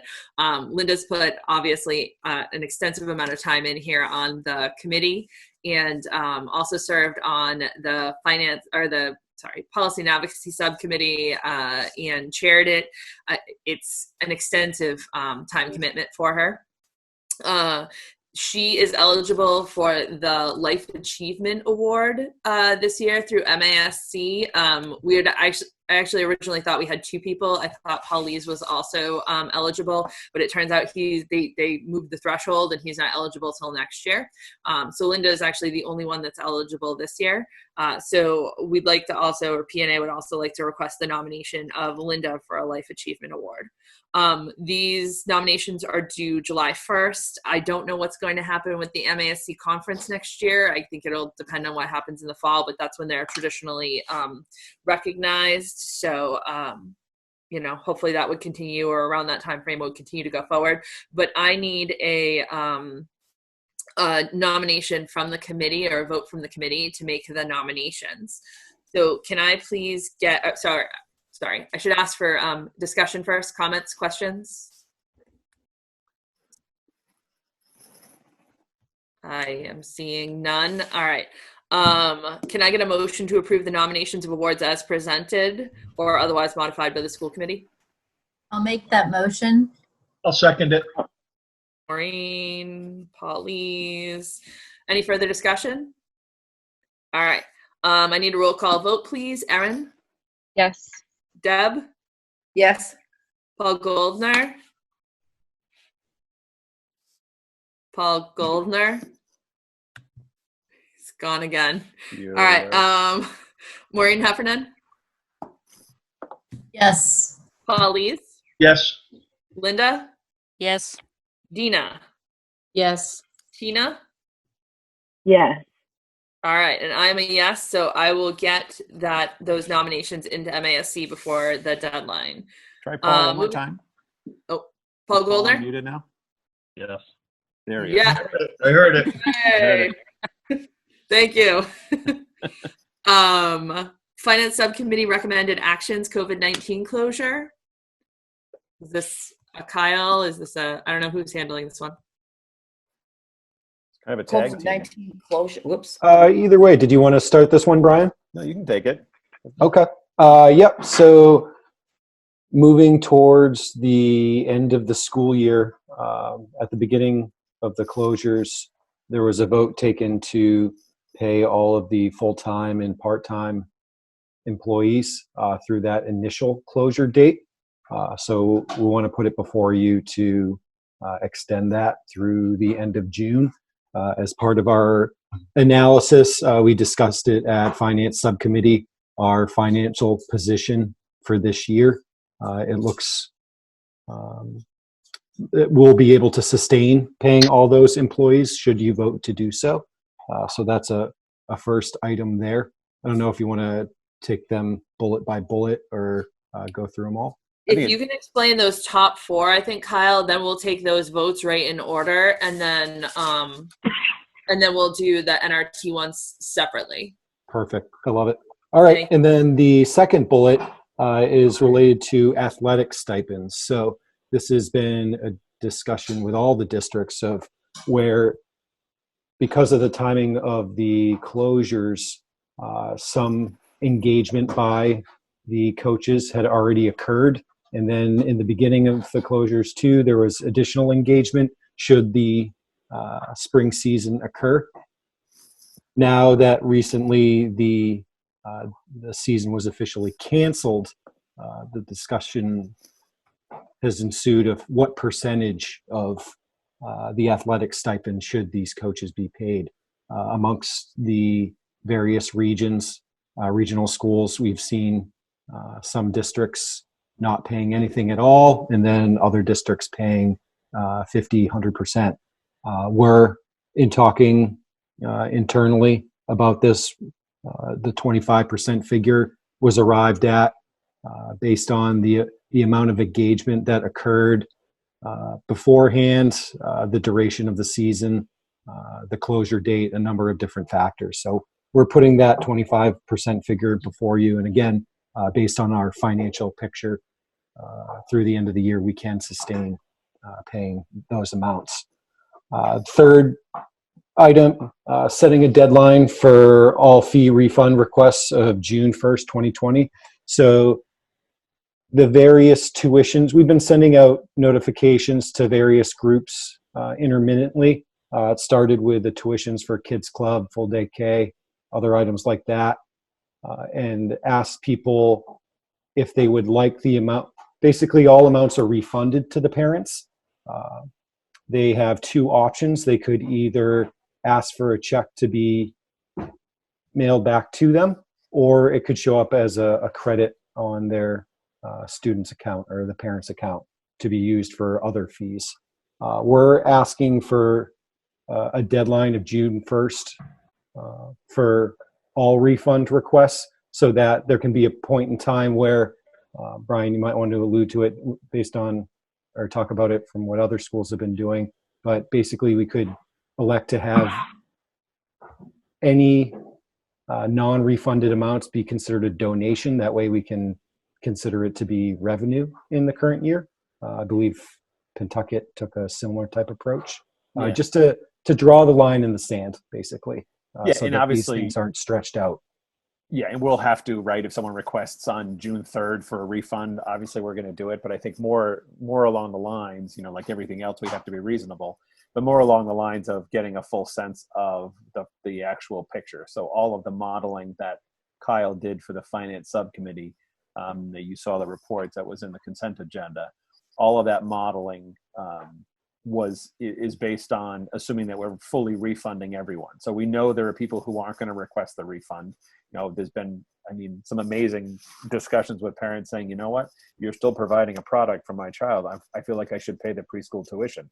We're not going to say no, right? So it's, just to put a line in the sand to say, you know what, if you're going to request it, just please request it by June 1st so that we can then start, Kyle can start looking to how the year is going to wrap up, and just have some closure to that and actually book it as revenue, as you said.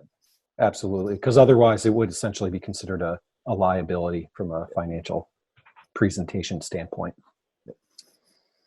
And then the final item there, vote to appropriate $200,000 of E&D towards the FY20 budget to act as a buffer for any unforeseen financial impacts of the health crisis.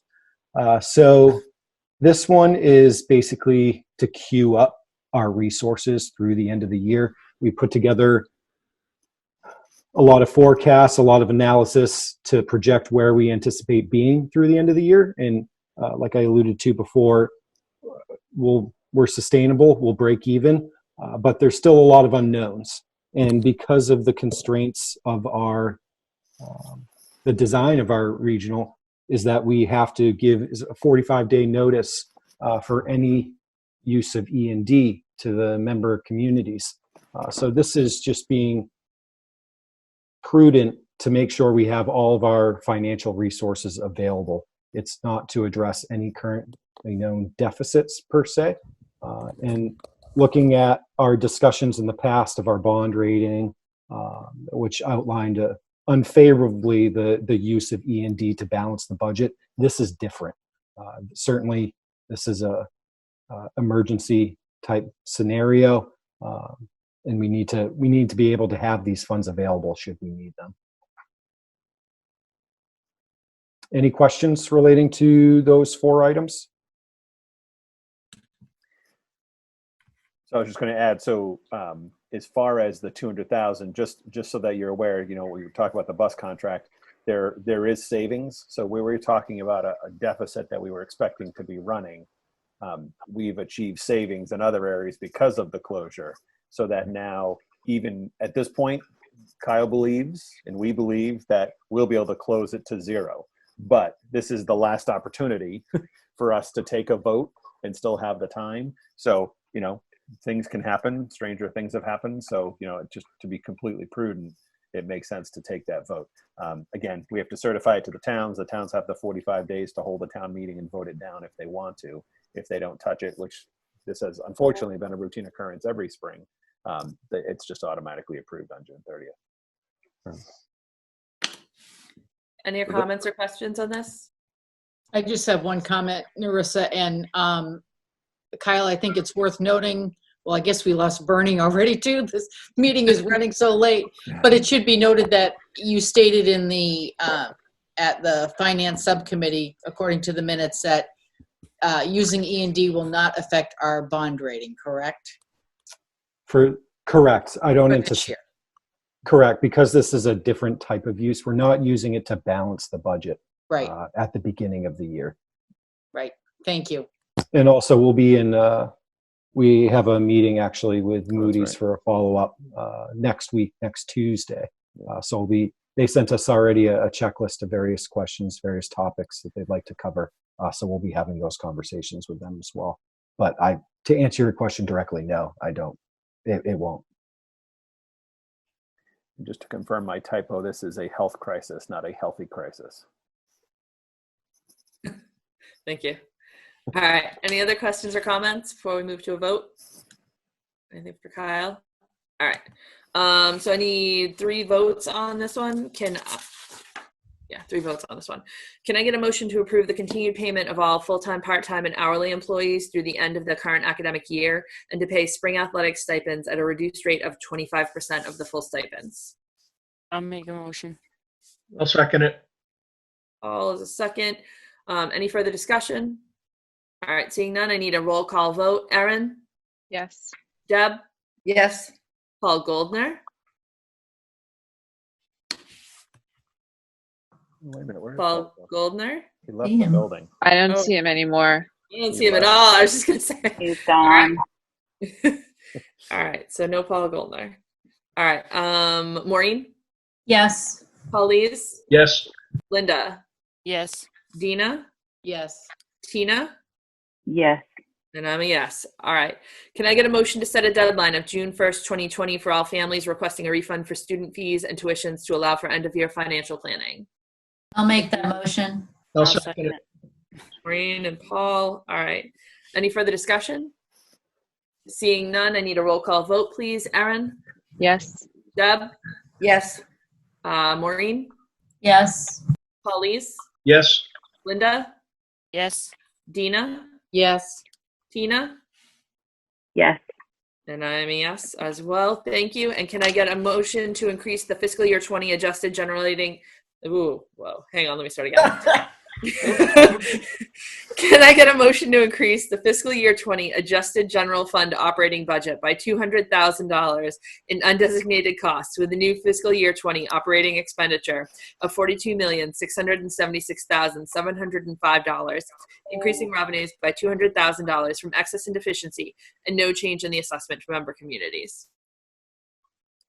I'll make the motion. I'll second it. That I think I heard Erin in front of Paul. Yeah. Okay. Any further discussion on this one? All right, I need a roll call vote, please. Erin? Yes. Deb? Yes. Maureen? Yes. Paulise? Yes. Linda? Yes. Dina? Yes. Tina? Yes. And I am a yes. All right, so that's unanimous. Thank you very much. And Kyle, back to you for NRT. Absolutely. Yeah, so this one is bringing to fruition the conversations we've had over a few different meetings, as well as several meetings at the state level, where Mass General Law does not allow us as a district to pay for services that have not been rendered. So with NRT, since the closures have occurred, the buses have not been largely operational. So this is a contract amendment that's included in the annex of the agenda, where it's spelling out that we will continue to pay NRT for readiness of sorts, a retainer, so that when school is back in session, they'll be all ready to go. The contract amendment was actually drafted for us by our attorneys, so it hits on a couple different critical items. One in particular, it details that the payments will continue at a reduced, a 22% reduction, and there's various elements that play into that. Basically, they have reduced insurance costs, no fuel, and then after discussions with NRT, they elected to front load the potential federal reimbursements they may receive initially. Remember the conversations at previous committee meetings were that they came to the table with a 5% discount, and then they were going to, should they receive any federal discounts further down the line, they would then pass it on to us at that point in time. They've elected to incorporate that right now, so that 22% rate. So this contract amendment is required to continue paying them going forward. It spells out that they will continue to pay their drivers. It also leaves it a little open-ended so that should any other districts for some reason negotiate a further reduced rate, we would get that best rate. It also leaves it open-ended that if any state or federal guidelines come down the pipeline that go against any of the elements of this contract amendment, we would be able to revisit it at that point in time. Any questions relating to the language or the overall scenario? Kyle. Paul? Yeah. Yeah, so Oh, sorry. Go ahead. on the agreement, paragraph 5, I don't think that really covers us. It's the provision that talks about if NRT makes application to state or federal entities. I think there needs to be a change in the language so that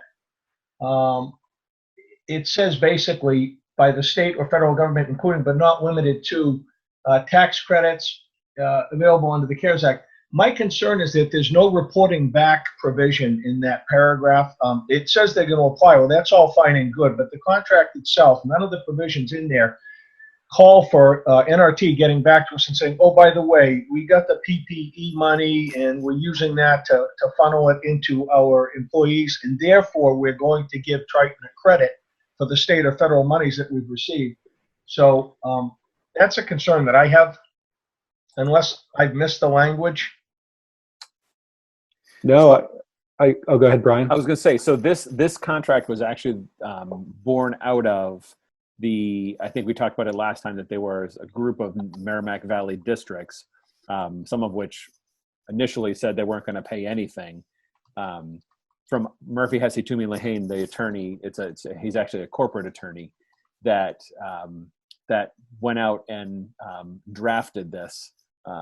So I think I don't disagree with you, but the difference is the attorney, the corporate attorney that is on our side, is monitoring this, so knows full well what he would or would not, he being John McCarthy or NRT, would and would not qualify for.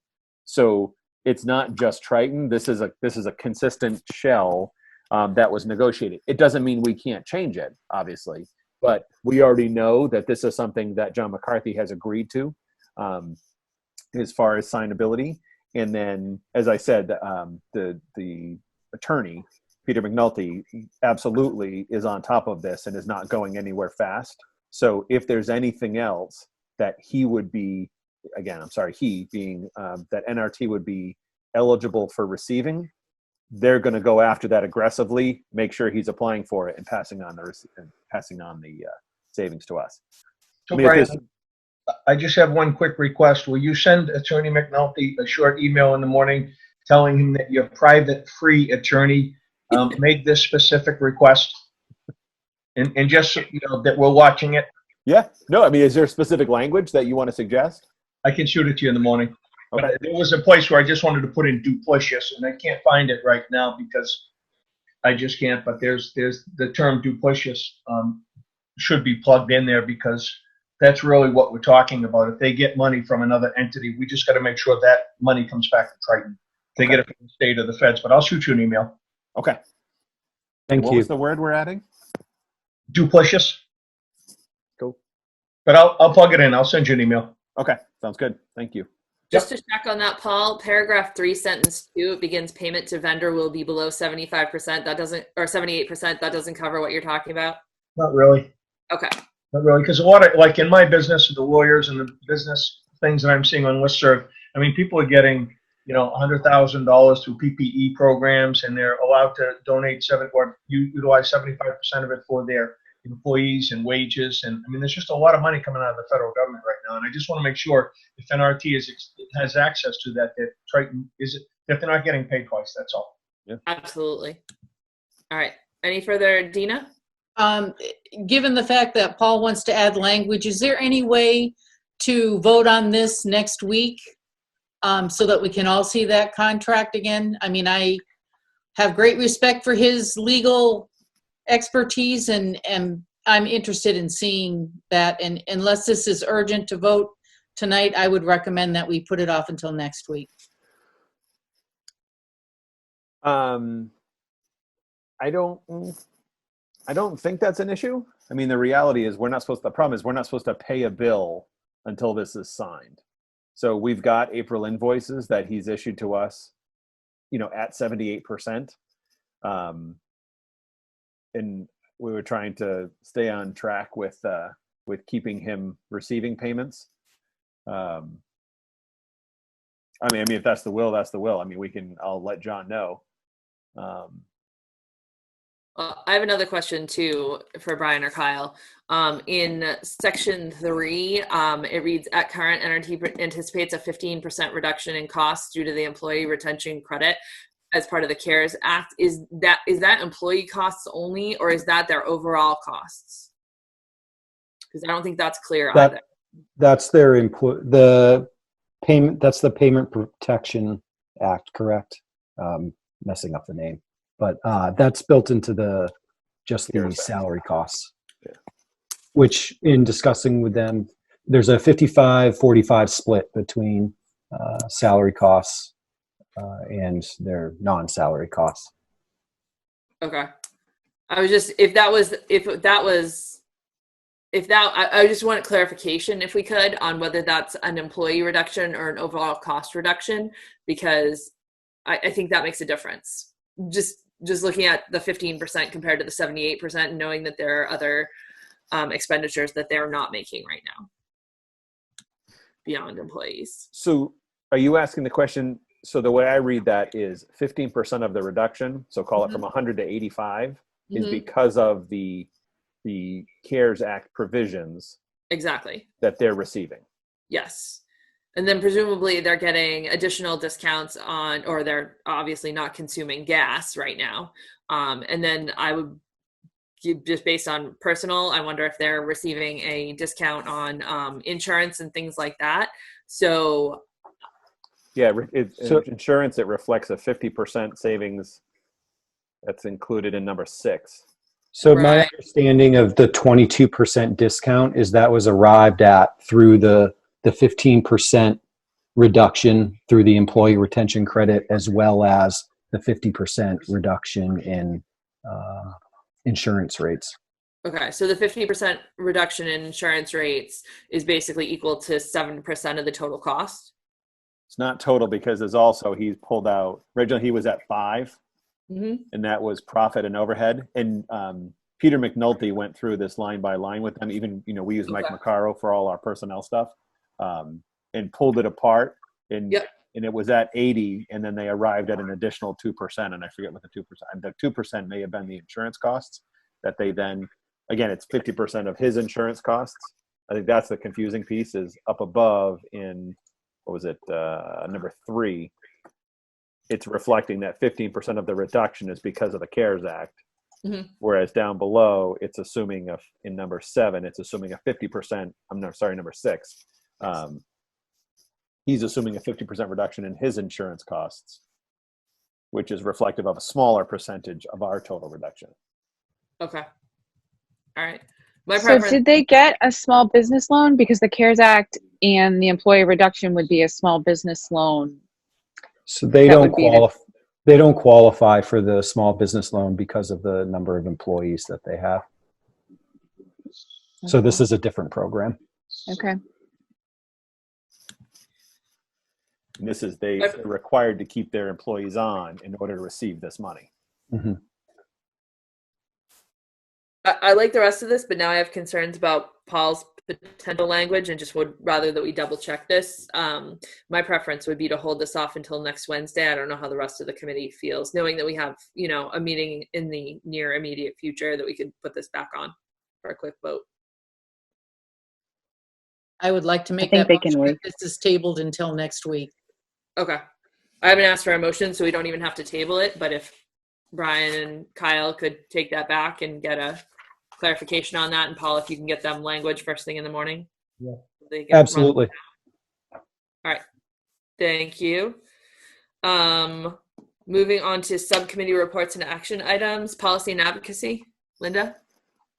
Hey, we had a meeting this evening, and we went over 30 edits of policies that MASC had changed. We're going to, at our next meeting, Brian's going to bring. Oh, we lost you again, Linda. Linda?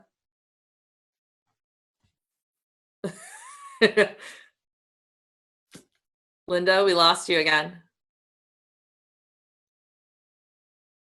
Linda? No. Can you hear me now? Yes. What the heck? What was that? Crackers and cheese or something you used last time? Cheese and crackers. Okay, we made edits, and Brian at the next meeting will be reviewing the edits, and then we'll give them to the committee. Done. Policy review. That's what she's doing. Finance, Deb. I think we've kind of covered that. We talked about the NRT contract, the E&D, the way we're going to end the year. That was in our last finance meeting, and between Kyle and Brian, I think we've covered our whole last finance meeting. All right. Paul, P&M? So we met recently, and we're going to go into executive session at the end of this meeting and talk about an MOU that we have with the TRTA.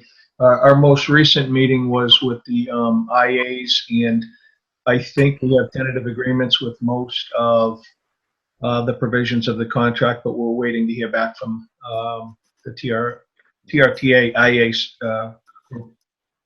And we're hopeful that we'll have a contract soon. All right. Thank you. And with that, that puts us on executive session. So same thing as the last executive session. Erin, Deb, and I are going to hang here. You guys are going to use the alternate meeting information that Brian sent you to enter into the executive session, and then you'll return to this meeting, and we'll close out the this session.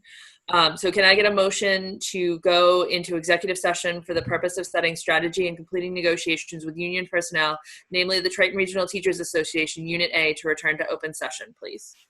I'll make a motion. All right. Second. Linda, Maureen. All right. Roll call vote. Erin? What about discussion? Technically, we don't need discussion. This was one of my recent finds. No, because I thought Brian was going to say something. Oh, go ahead, Brian. If you have something to say, go for it. I was going to say something? I thought you were. No. I was going to say something just about the details to make sure everyone had it, but we can take the vote, and then I just want to make sure everyone has the phone number. Okay. Okay. Yeah, I've been reading my Robert's rules. I'm going to save us a whole 30 seconds this meeting. Erin? Yes. Deb? Yes. I don't think Paul Goldner came back. Yes, Paul Goldner's back. All right. Maureen? Yes. Paulise? Yes. Linda? Yes. Dina? Yes. Tina? Yes. And I am a yes, so we will see you all shortly. All right, I need a report. Paul, are you handling that? I think so. So, memorandum of understanding. Nope, you're good.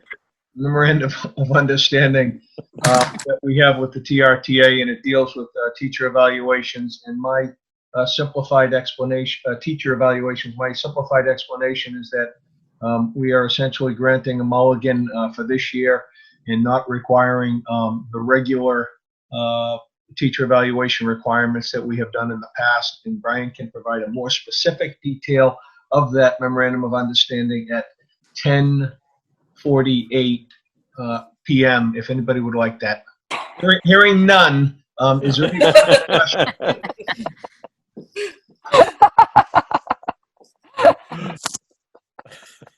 So I haven't done an MOU before, I don't think, to the contract, but I'm assuming we have to re-vote it in open session? Yep, absolutely. Yep. Same thing. It's a contract. Yep. Okay.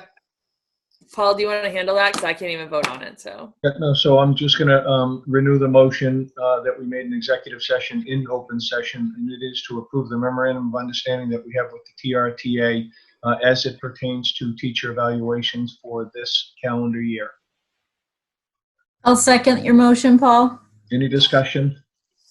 We'll make a roll call vote, and we're not going to take a vote from the three people who aren't part of the discussion. Okay, so Yes. Tina? I can help you. Paul Goldner. Okay. It's Paul Goldner, Maureen, you, Linda, Yeah. Dina, and Tina. Paul Goldner? All right, Maureen? Yes. Yes. Yeah, I hear 2 yeses so far. Linda Witkowski? Yes. Dina Sullivan? Where's Dina? Dina? Oh, there she is. I just unmuted you, Dina. Dina? Yes. Paulise is a yes. I think that's it. Yep. Okay. And just so you know, an MOU does not require full ratification. So their e-board approved this. So they already approved. So that officially makes it a done deal. So we will sign Perfect. that, and that is officially moving forward. All right. Thank you, PNN and administration, for your work on that. We have no correspondence in the packet, so can I get a motion to adjourn, please? Make motion to adjourn. I do it. Time do it. Second. I want to do it. Loud, Brian. All right, I got a motion from Paul, a second from Maureen, and I need a roll call vote to adjourn. Just a reminder that DCC is tomorrow night, and the next full school committee meeting is next Wednesday, the 20th. Erin. Yes. Deb left. Paul Goldner. Yes. Maureen. Yes. Paulise. Yes. Linda. Yes. Dina. Yes. Tina. Yes. And I'm not allowing Brian to vote, but I am allowing Kaylee to vote tonight. Thanks, Kaylee. I vote yes too. Whatever, Kaylee. That's not fair. Should just Thanks, everybody. Talk to y'all tomorrow. Bye. See you soon. Bye. Thank you. Night.